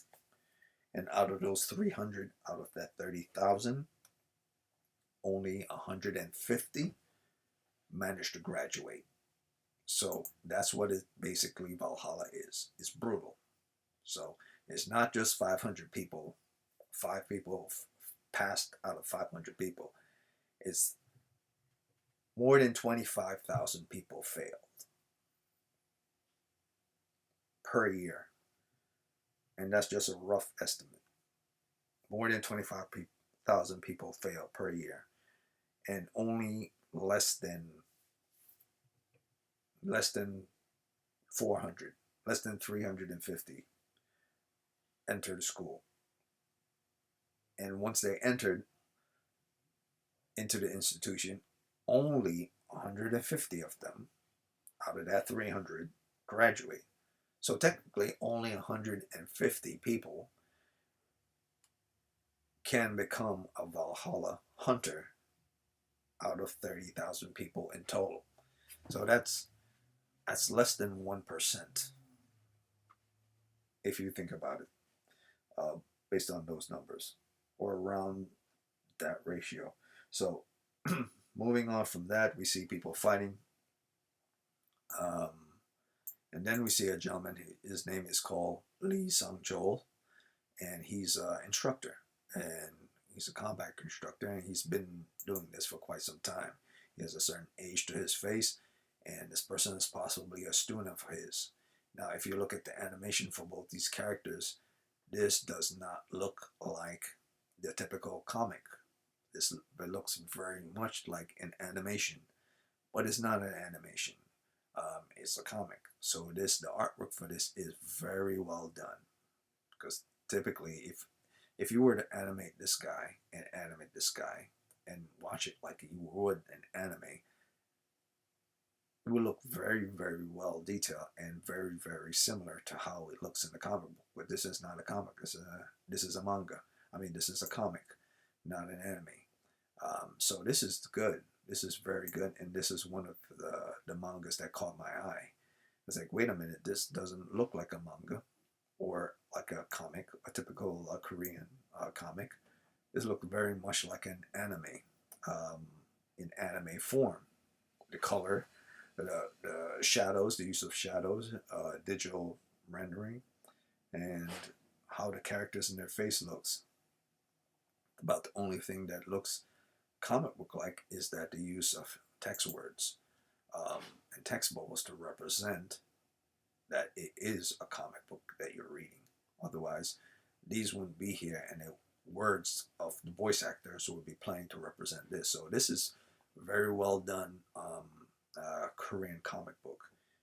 So yeah, the Constellations Are My Disciples is very well done, drawn, very well done, drawn, very well colored, very well animated comic.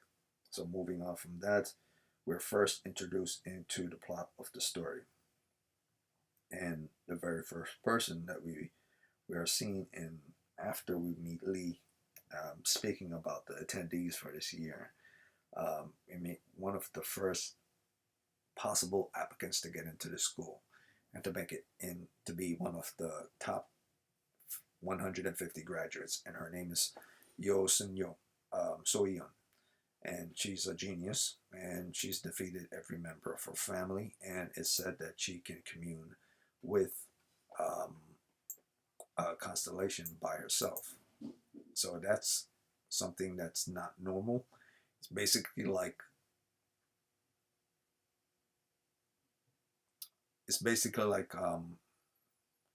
speaking directly to your family on a one-on-one basis, rather than speaking to your family from a computer or from a phone.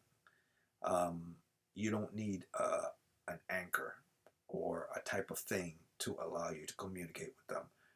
You can communicate with them directly. So that's something that only a rare few can do. So Lee is fascinated by this, and he's surprised by this, and he said, "Is that possible?" But he's heard of it before, and he knows it's possible. But only a few people in the world can do this. So she's obviously a genius if she's able to do that. And in this world, there are five types of constellations, and each constellation is attached to one of the top 5 families in all of Korea. And each of these families have a constellation, a divine constellation attached to them, allowing them to be both rich, both powerful, and even more.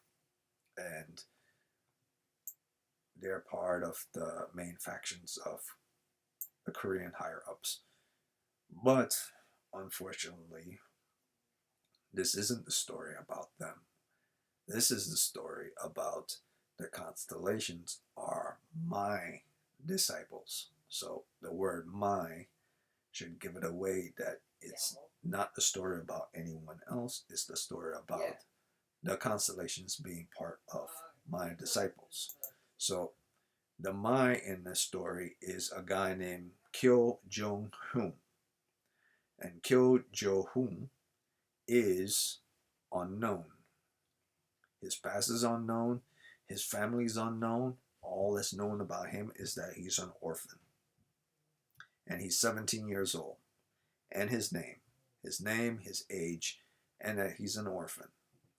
And Kim Jong-ho, said it before I said Kyo, Kim Jong-ho defeats this guy's sibling of this family in one blow. So he's the protagonist of this story. And the constellations that are my disciples are his disciples. He at the moment does not know this because the story does not tell you this. But what is known as you progress further into the story is that Kim is not from this time period. We are 300 years into the future, and Kim is 300 years in the past. And he was brought back to life for reasons we don't know, but we're assuming that has to do with the past enemy he defeated. And in order for him to acquire his weapons and to finish what he started, he has to go through this Valhalla institution in order to get it, because apparently his weapons are in this Valhalla institutions. Why? He himself does not know this. He just knows 300 years later, it just happens to be there. He has to go through this competition in order to acquire it because it's in the vault in this place. So what he does is he said, okay, really? 300 years, and I would think the people in the future would be stronger now than how I was in the past. But apparently 300 years passed, and this is what the future has to offer me. Everyone's weak. So he's like, geez, if one hit knocks you out, like,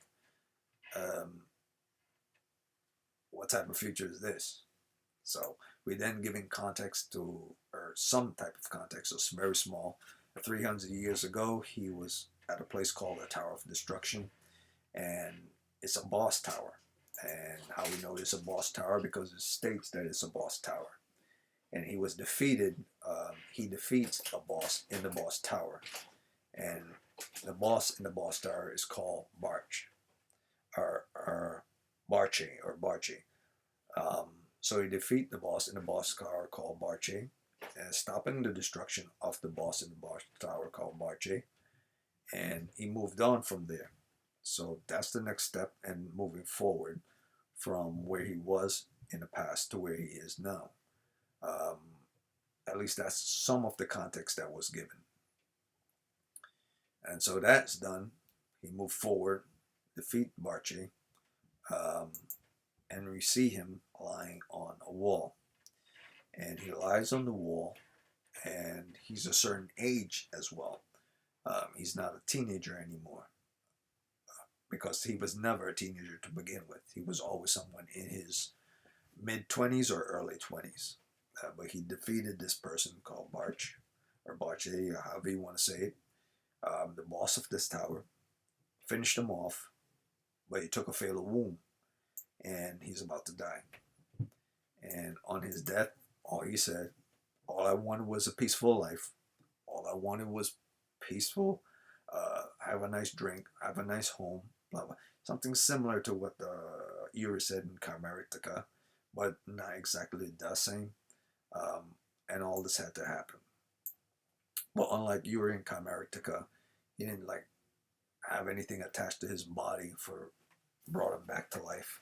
He was reincarnated, and it's assumed, that's another assumption, based on if you were to read the manga, or the comic, it's assumed that one of the 5 constellations, which in the past 300 years ago weren't called constellation, they were his disciples, and brought him back to life. Now, how did his 5 disciples came to be constellations? That's a story that needs to be told.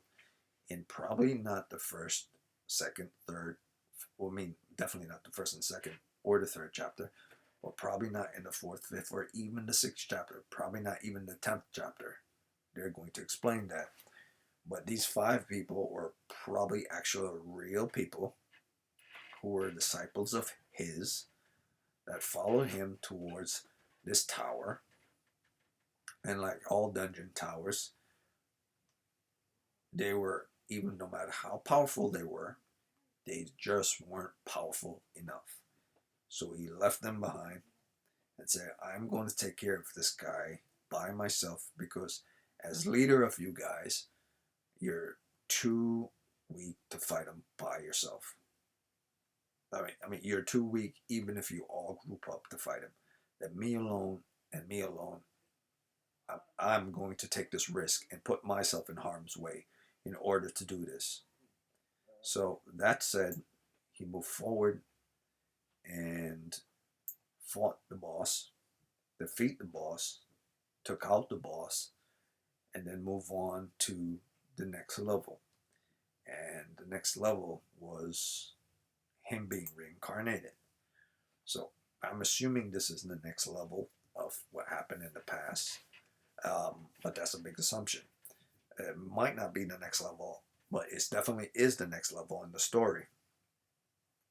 And Kim, being reincarnated, is curious why it's a 17-year-old body, but at the same time, he doesn't really care that it's a 17-year-old body.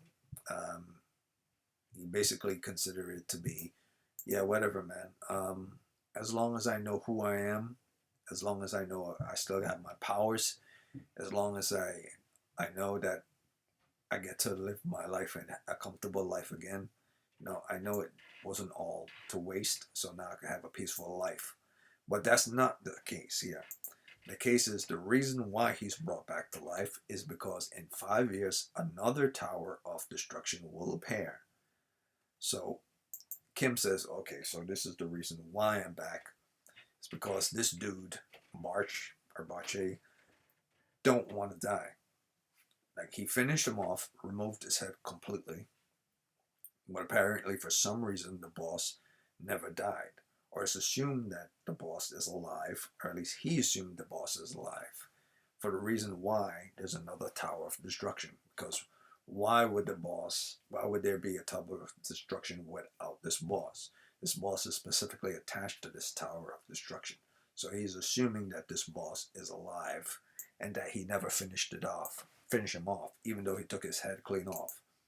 So also, with regards to himself, he says you have to the communication, which is a more advanced communication than it was 300 years ago, says you have to reclaim your weapons within and your memories on the third floor, on the third floor's fifth room to the right of Valhalla. So he has to claim his memories and his weapons on the third floor, fifth room to the right of Valhalla. And he said, well, my memory's fine, but I don't have my weapons. And what is a Valhalla? So he doesn't know about Valhalla, and he doesn't know where the third floor is. All he knows, he has to claim what was rightfully his property in order to take out the boss, finally, for good this time, without any mistakes. So he joins to get into this competition simply because he has no choice, because his weapons are stuck here. And so he doesn't really want to fight these people because he knows they're not strong as him. But he has to do it in order to reclaim his weapons. So he moves on to his next opponent, another genius. And this other genius basically is a guy from a different school, one of the 5 stars. One of the schools, the 5 families. So he comes from another family. He comes from a Sum family, and he's also 17, and he's also a genius. Doesn't matter because Kim is the martial arts masters that mastered every form of martial arts in order to take on the Tower of Destruction, which is the most potent or the most devastating tower in all of this world. And just for context's sake, as well as for clarity, this is a world where, like a video game, there are towers and dungeons and stuff like that. But this is not Sword Art Online where you have to log into anything. The video game is actually part of the world. Because there is no video game. Because dungeons and reality are both melded into one. There is no video game. The game world and monsters and dragons and all this stuff are just part of the daily life. And technology simply has been incorporated into what was King Arthur type past as well as what is modern. So they both are symbiotic at the same time.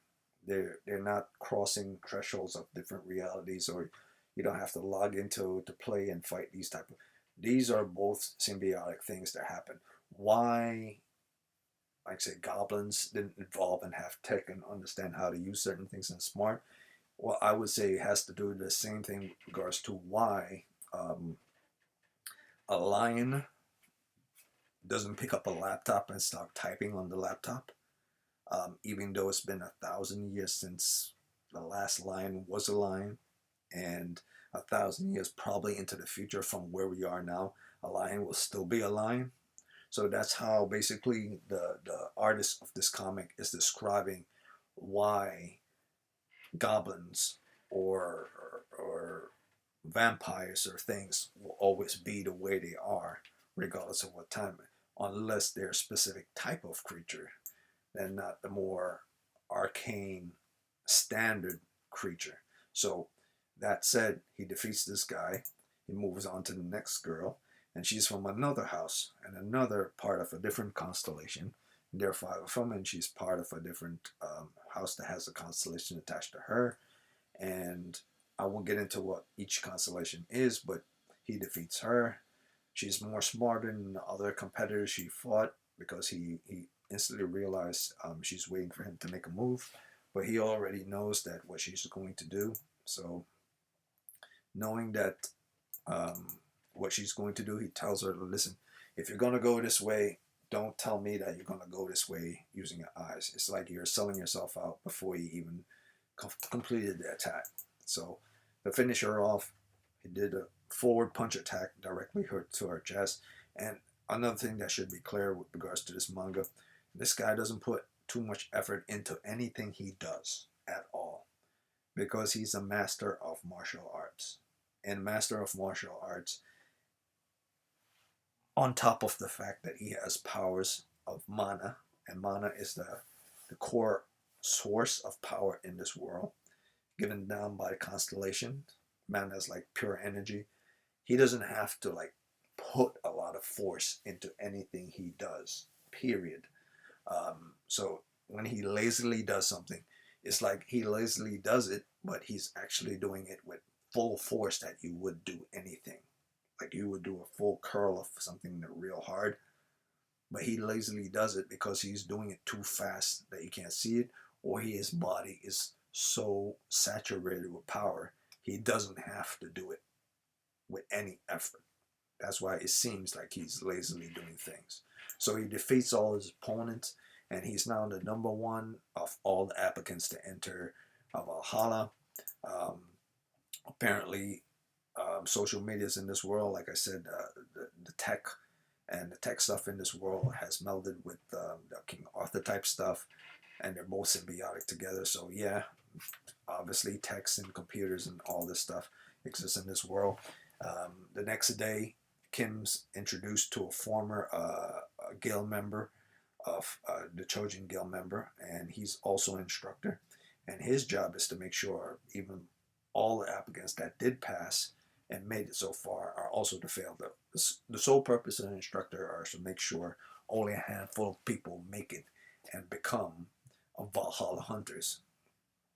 So he's going to test all of them right now, and he's kind of stressed out because at least 3 members from 5 different star constellations are in his class. And not only that, but he says the bastard Kim, who defeated all of them, is also in his class, which is kind of funny. So humor is slightly hidden underneath the more serious nature of the manga, as well as the martial arts nature of the manga, but it's not put abruptly in front of your face. But you start to enjoy it as you go along. So you start to feel like, okay, there's something more going on here. It feels very shallow at the beginning. A guy has super strength. He defeats people easy. Boring. But this is where it stops getting boring in my mind. When things like this start to happen, that's when I start to say, well, Kim is not that interesting. He's kind of boring, and I'm kind of getting bored here with this comic. But then the dungeon or the tower that Kim defeated the boss in, even though that guy looked like a normal, regular dude, that guy wasn't a goblin or anything. He was just a regular dude. But now we see that orcs and goblins exist in this world. And orcs and goblins look like a typical orc and goblin looking thing. Like it's something straight out of medieval. So that's what hooked me towards this comic. It's like, wait a minute. So you're telling me out there because this is all simulation, you're telling me out there in the real world, of their universe, there are orcs and goblins running around. And these people could easily take them out based on the tech that they have, but they're unable to do so. For what reason? Why? If orcs and goblins are still using swords and spears and stuff and still attacking and brutal like crazy tigers and lions, it's easy to defeat these things unless they multiply ridiculously. And even if they do multiply ridiculously, I'm pretty sure if they wanted to exterminate them based on their tech, they could. So there are reasons why certain things are happening. And there's also fascination with regards to why orcs and goblins are chosen for this comic. So if orcs and goblins exist, then that means dragons also exist. And if dragons also exist, that means evil sorcerers and wizards also exist. So this is not simply a comic where some people who have powers and have special swords and special bows and stuff. This is a full-on dungeon raid type story, but in kind of like a Sword Art Online future, but without you logging into Sword Art Online. So that's what fascinated me about this, is that it has all those things, but it's not about you logging in and playing something that creates these things. That these creatures and these beings that exist out there really is part of the world and was part of their reality from the jump, or happened 300 years or more before the Tower of Destruction. So maybe goblins and orcs and wizards and these things appeared sometime in the ancient past and eventually got transitioned into a tech side of society. Because when, as you saw, Kim was in the past, what clothes was Kim wearing 300 years ago? He wasn't wearing armor like he's in the medieval times or anything. This dude was wearing regular type of clothes with gloves and all that. So this tower had to have existed during the modern times of, let's say, the 20th century or the 21st century. And we have now been pushed 300 years into the future. So some time in the past, something must have happened for the reason why goblins and why orcs and these things exist, even though technology sure have existed during that time as well. It's just more advanced now. The story doesn't tell you this. So that's the end of the Constellation Are My Disciples. Now the pros for this, I would say, the pros for this are good character behavior in each scene, good hairstyle, good use of text, good choice of panels, good characters, good transition of scenes, good action, good environment effects. Let's see what else.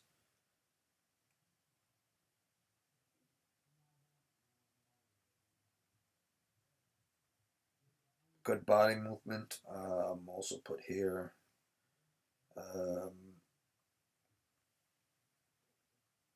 Kim body anime.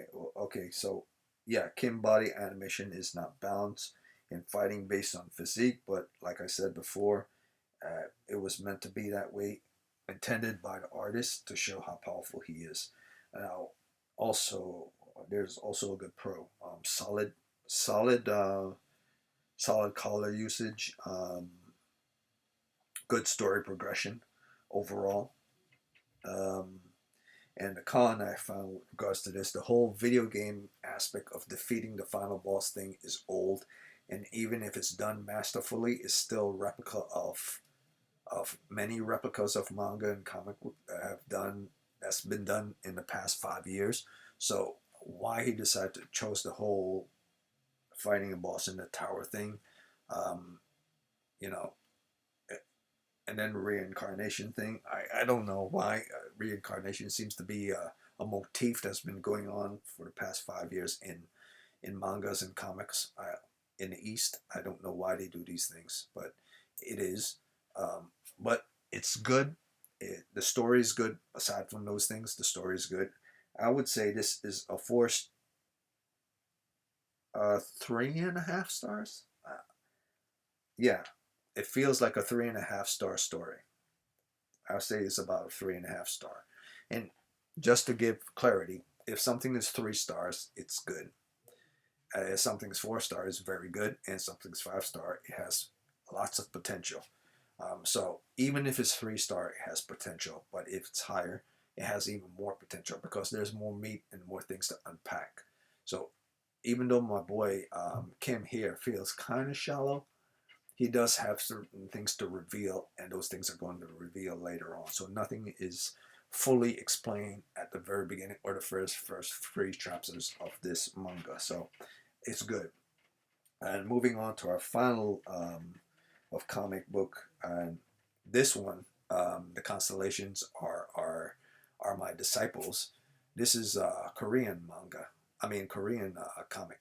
There was a manhwa I had in mind, but that was more dealing towards questionable things with regards to religion.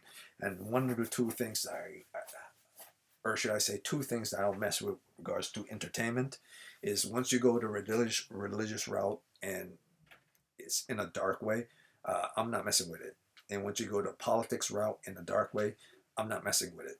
In fact, even if you go the politics route in a good way, I'm not messing with it. And when you go to religious in a good way, I'm not messing with it. Religion and politics, I don't mess with it. So moving on to the last one. And the last one is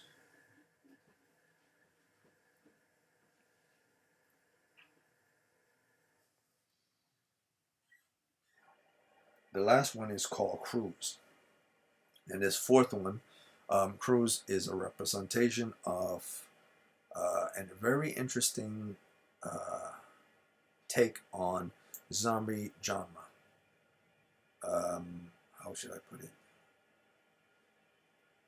I have this strange. Okay, so I moved that for instance. Okay, so Cruise is a different take on zombie genre. Zombie genre. Think about Train to Busan, but on a cruise ship.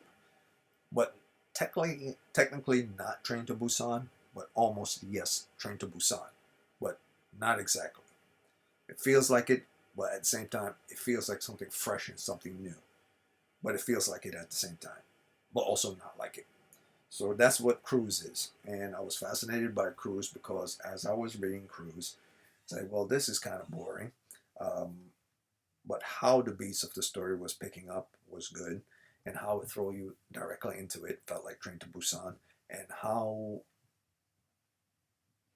scenes were shot and positioned were good continuity. So jumping straight into this one I gave also 3 stars. So this is good. So the first scene with regards to this story starts within the toilet room of this cruise ship. And the toilet room of this cruise ship represents where our first possible infected character would be.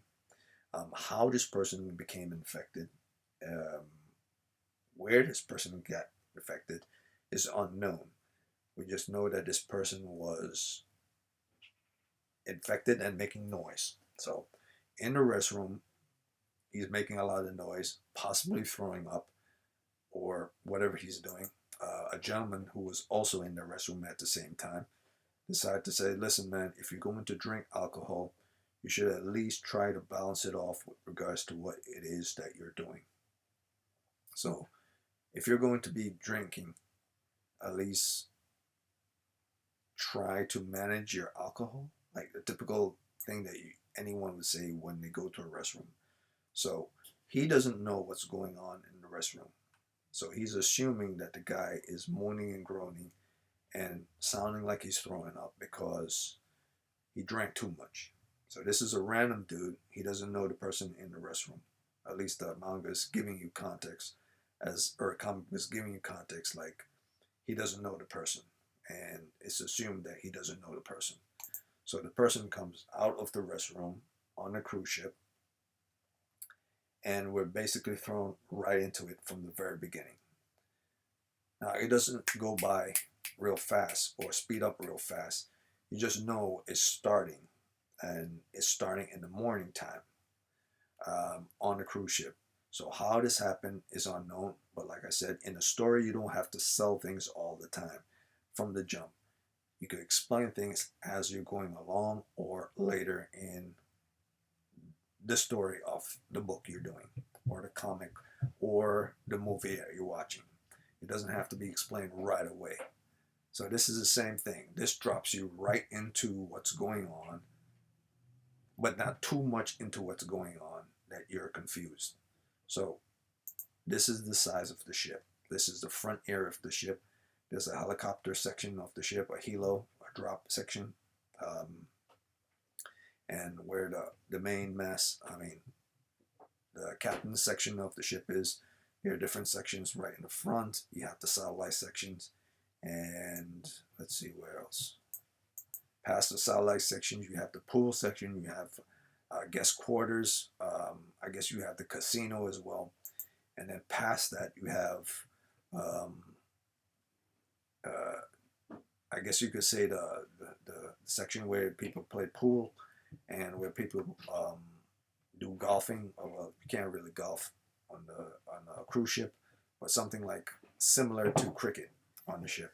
And then there's the pool area where you chill in the pool, and even more past that, there's other sections towards the back. So I was unable to take a picture of the back, but there's even a back section. Well, or maybe I did. Yeah, this was the back section. So that was the forward section. This is the back section. And there's a casino, and there's a mall, and there are other places on the ship. But this is a huge ship. And the reason why this ship is so huge is because, like every story that you're going on a journey in, eventually, you have to go to different places before the journey comes to an end. It never stays in one section. Whether you're in a town, whether you're in a city, whether you're in a hotel, or whether you're on a road, you're making stops, pit stops. Eventually those things happen, and you go to those situations, and then boom, those things are over, and da-da-da-da-da, that's that for that. And that's how that works. And so that moving forward with that, you get to see, as the story progresses, how those things will play out. So the main characters of this story are being shown here, and those main characters are being shown here, and let's see. Oh yeah, this is the main character right here. His name is Kim. Well, not like the same Kim. No. His name is Dan, and Dan Woohyun is the name of this character. And the artwork is not that great. It's not that fantastic. It's done kind of okay. It's not the best. It's one of the things that are lacking with regards to this. Not that good with regards to character animation, more good with regards to environmental animation. So the environmental animation is good. The character animation is not so good. So that said, moving forward, you get to see different scenes. The main character, Dan's stomach is hurting, and his crew, they're going to be giving a performance on the cruise ship because they're #1 taekwondo team in all of Korea. And their main sensei is a guy that keeps using a hair pick to comb his hair. I don't know why he does that all the time, but he does. So it's supposed to insinuate that there's certain comedy aspects into this, though I haven't really seen any yet, except for his hair thing. The next one is goes into say, okay, he's not going to make a mistake. He's going to perform good, even though he's having a bad stomach. He meets another guy. The other guy name is Taejin, which is kind of like a student of his, also in the class, his senior, and a person not his friend, but more like his companion or compatriot, or you know, a team member within his crew, the more senior of his team members. So they all depend on each other. There are various different people within the Taekwondo team, and they all take a picture, and they all went to do the performance. And because he's having a bad day and he has a bad stomach problem, stomach issues that are going on, he flops at it and he's unable to do it. So he falls to the ground. Moving on from that, you get to the next section. The fans started to make fun of him. He started to move away from everyone else, and then he kind of embarrasses everyone. So the very next moment, he's pulled to the side by Taejin, and Taejin says, "Well, listen, man, you made a fool out of us. We told you if you were having a bad stomach, bad day, and bad situation that was going on, all you had to do was, tell us that you can't do it, and we would have left you out. But you said you could do it, and you weren't able to do it. So that's the issue that you're going on right now. So that's the problem." Moving on from that,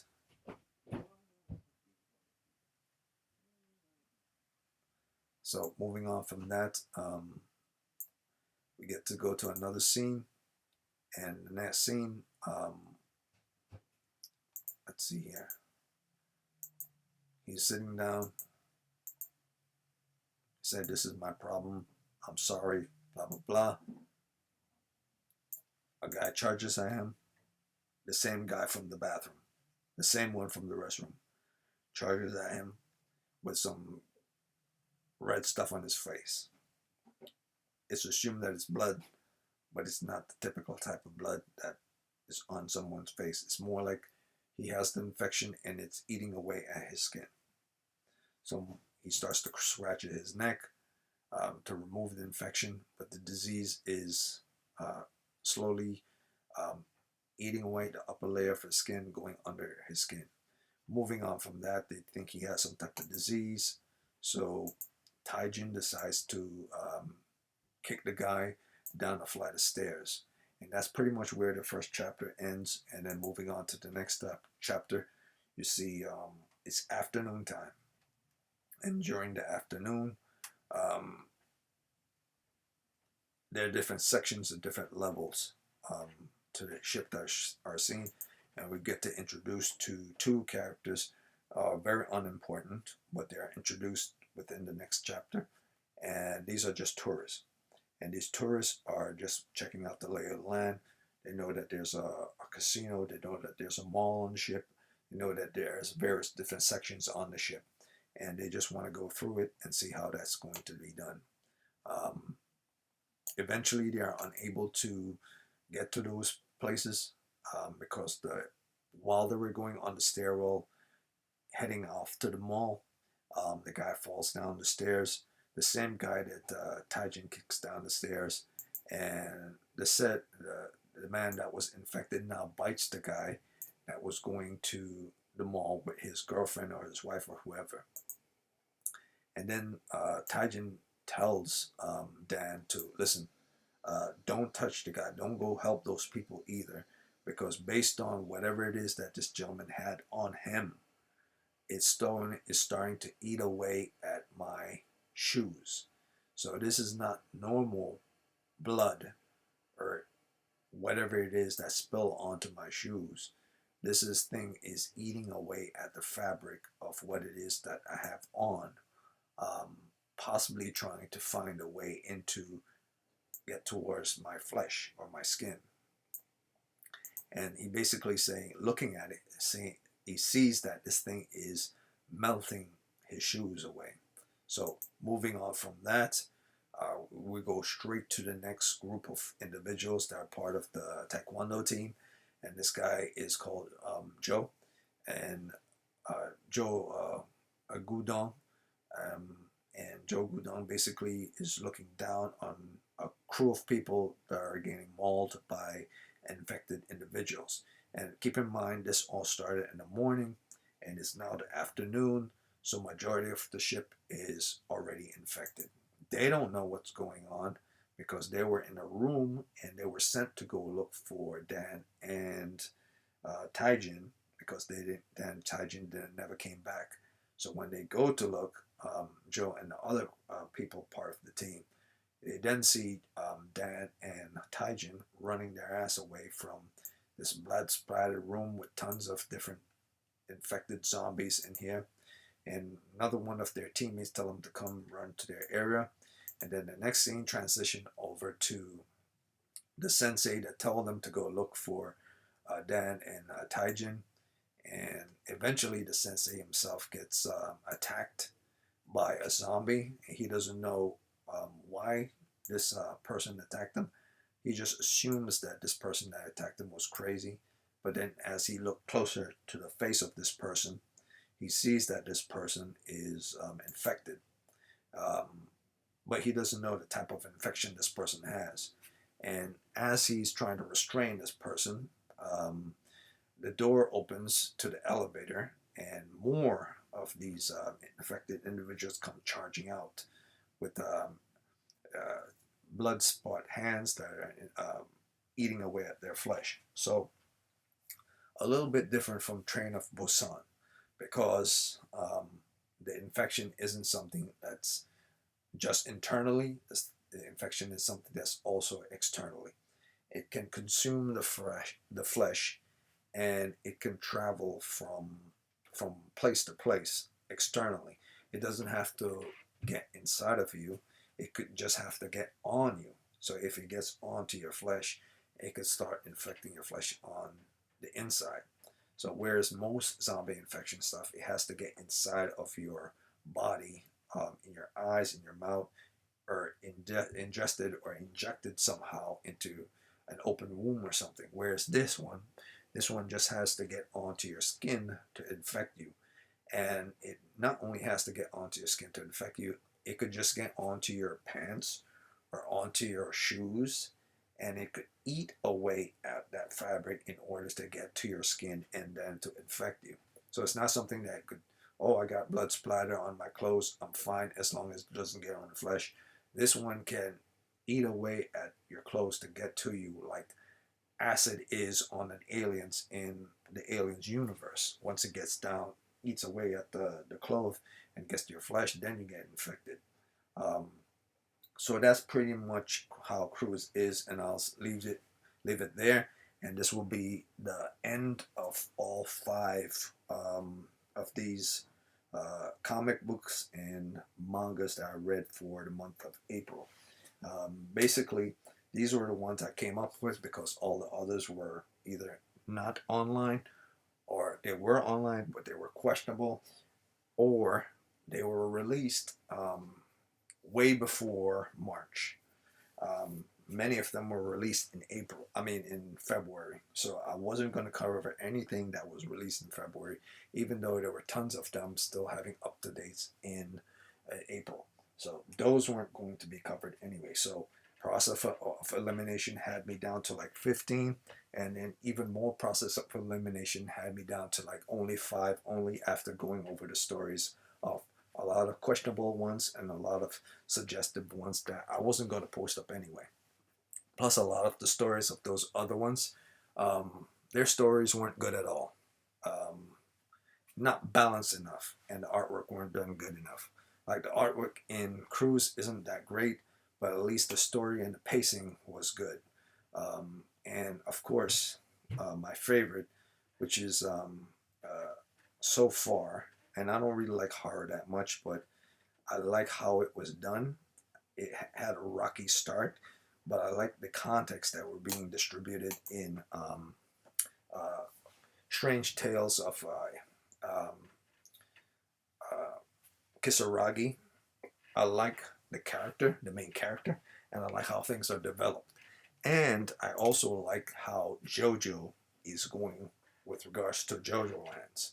So between JoJolands, between Kisaragi, and between um, um, Chimeratica, and between Cruise, and between the Constellations, um, Are My Disciples, I would say the ones that stand out the most um, yeah, the one I picked, the one Strange Tales of Kisaragi, and possibly if things are going quite well, I would say Constellations Are My Disciples. If the character has more depth to him and it's not as shallow, that will have purpose. But I have a feeling that um, that will fall in line of possibly. I don't think it would be better than Chimeratica. I think if Chimeratica is done well with regards to character development,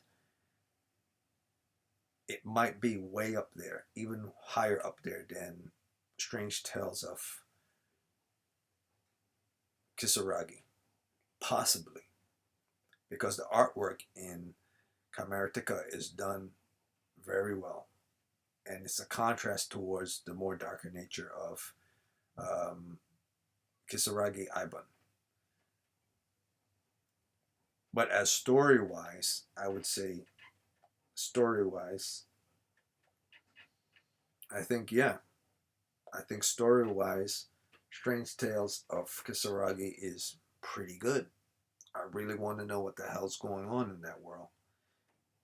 I want to know what more is going on in that world. I want to know what's going on in Chimeratica, and what's going on in Constellations, or what's going on in Cruise. Out of all the top five, I'm more interested with what's going on with Strange Tales of Kisaragi and JoJolands. Specifically because this is the last of um, Araki's works. The very last, or claimed to be the very last, as he said, is the last of Araki's work. And specifically because Strange Tales of um, Kisaragi Station, is deep within a lore that hasn't been revealed to the audience. But if it's anything like I seen from other horror stories that have deep Japanese lore, there's a lot that will be unpacked, given slowly in steps. The story is already in its pacing is magnificent. Um, how the context of the jealous girlfriend and how the assumption that the mom steal the boyfriend and all this other stuff going on that wasn't revealed in the first chapter or in the second chapter, but slowly got revealed in the third chapter, and lots of how the main character shift from being an introvert to more an extrovert to an introvert again. But you kind of have this feeling that eventually she'll elevate and become someone totally different based on how they're setting up the behavior of the person.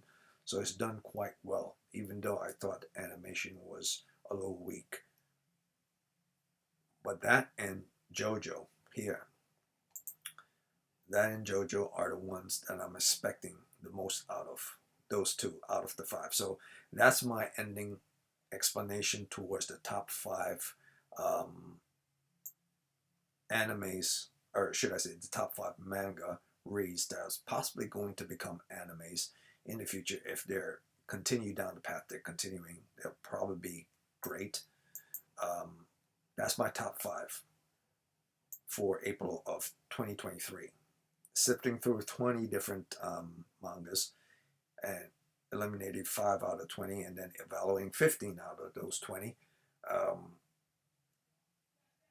and removing the suggestive nature and removing the ones that are fully politics related and religious related, and getting solely down to the story and characters more than anything, and the artwork. Story, characters, artwork. That's what I wanted to see. Stories, character, artwork.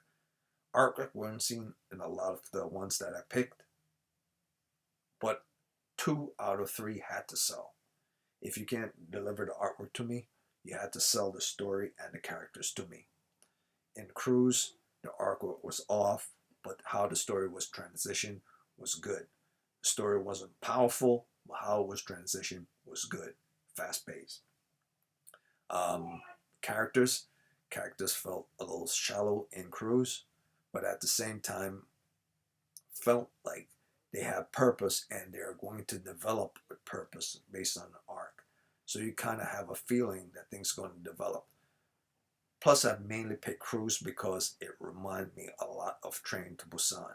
So it's possible that if we're dealing with a cruise ship that's large and have various different sections, the pool section, the casino section, the mall section, is basically every aspect of a zombie movie in one place. A mall, zombie movie. A casino, a zombie movie. A housing section where all the rooms are within the cruise ship, zombie movie. On a moving vessel, like Train to Busan, zombie movie. Like 28 days later, 28 days later, 28 days later, or 28 days after, or something like that. Also like a zombie movie. You're trapped in one place and there's no way out. There's not a lot of people around either. Not so much like 28 days, but at the same time like 28 days. What else?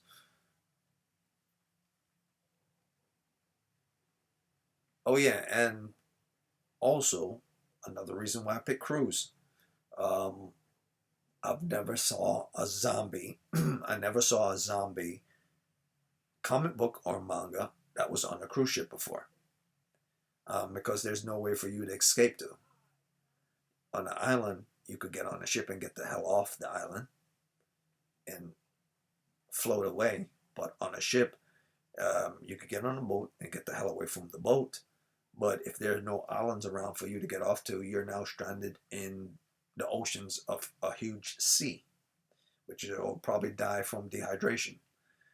Yeah, so that's a little bit more extreme than being on an island where you could get fruits and possibly survive on the island for a certain period, rather than not running out of food and not being on the island where you could get food from agriculture, or leaving the island and going on a boat to escape said island. I think it's the same thing like being on an island and being on a cruise ship, because if you get on a boat and leave an island, there's no saying that you're going to find another island or be rescued. So it's kind of like the same thing like being on a zombie island, but it's not an island this time. It's a cruise ship. So it's much more compact. So it has the same feel. So it's like Dead Island, but Dead Island on a cruise ship. So that's one of the main reasons I pick it, because it was like Train to Busan, but it wasn't like Train to Busan. It was like Dead Island video game. But it wasn't like either of those, because there's never been a zombie movie on a boat before. Like the closest thing to somewhat a zombie movie on a boat was a movie called Triangle, but that wasn't really zombie. That was more like Bermuda Triangle, like rewinding time and people dying over and over again. So yeah, that's my ending. That's my top pick for the month of April. Obviously, this is my best, and I'm hopefully, Tales of Kisaragi gets to become an anime or a movie, because I think this character, Nagisa, is awesome. I think she's a badass, and I think that she'll eventually either accomplish great things, or she'll become one of the things that she fears the most. And I'm fascinated to see where the story is going. But if I'm wrong about Strange Tales of Kisaragi, then my dependency go towards JoJo. But if I'm also wrong about JoJo, then I will fall back on Cruise. And if Cruise is also a failure, and I'm wrong, then there's no way Chimeratica could be bad in the long run, because there's a lot to unpack with Chimeratica for.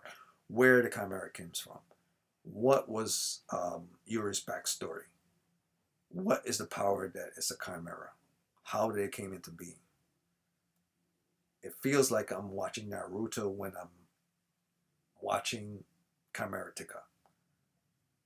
But it's not ninjas, it's more hunters. Or something similar to that. Or it's like watching Hunter x Hunter. Yeah, that's what it feels more like. It feels more like watching Hunter x Hunter.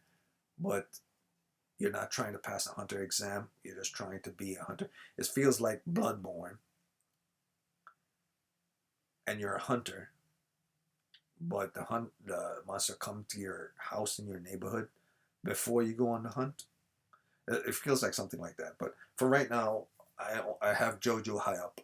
JoJo and Tales of Kisaragi as my number 2, 1 and 2. Kisaragi my number 1, JoJo's my number 2. I got to see what happens with regards to both these. I got to see if Josuke, Giorno, even Jotaro or Jotaro's daughter show up in JoJolands, because it's called JoJolands for a reason. There's never been a JoJo, I said it before, I say it again, there's never been a JoJo story where the name JoJo appears in both the main title and in both the story title of the type of story it is, the type of part it is. It's just always been JoJo Bizarre Adventures, Diamonds and Unbreakable, JoJo Bizarre Adventures, Stardust Crusaders, JoJo's Bizarre Adventures, Stone Ocean, JoJo's Bizarre Adventures, Steel Ball Run, or JoJo's Bizarre Adventures, Golden Wing, or something like that. But they've never been JoJo both in main title and in sub. So I'm very interested in where, since this is supposed to be Araki's last work, where that would be going. My number 1, Ibun. Number 2, JoJo. So that's it for this. Don't want this to be a 3-hour video, but that's my take on this. Those are my pros and cons of all 5. And hopefully, one out of these 5 will become an anime. I'm pretty sure one of these 5 become an anime, because every time I do a top 5 of any anime, or top 10 of any anime, or top 2 of any anime, one of them eventually becomes an anime down the road. The Handyman Saito from Another World, that was a manga, and now that's an anime. I spoke about that like 3 years ago. Boom, it's an anime. So that said, done with this video. Moving on. I gotta jump on Warframe in about 30 minutes. So I'm gonna upload this as soon as it's finished rendering.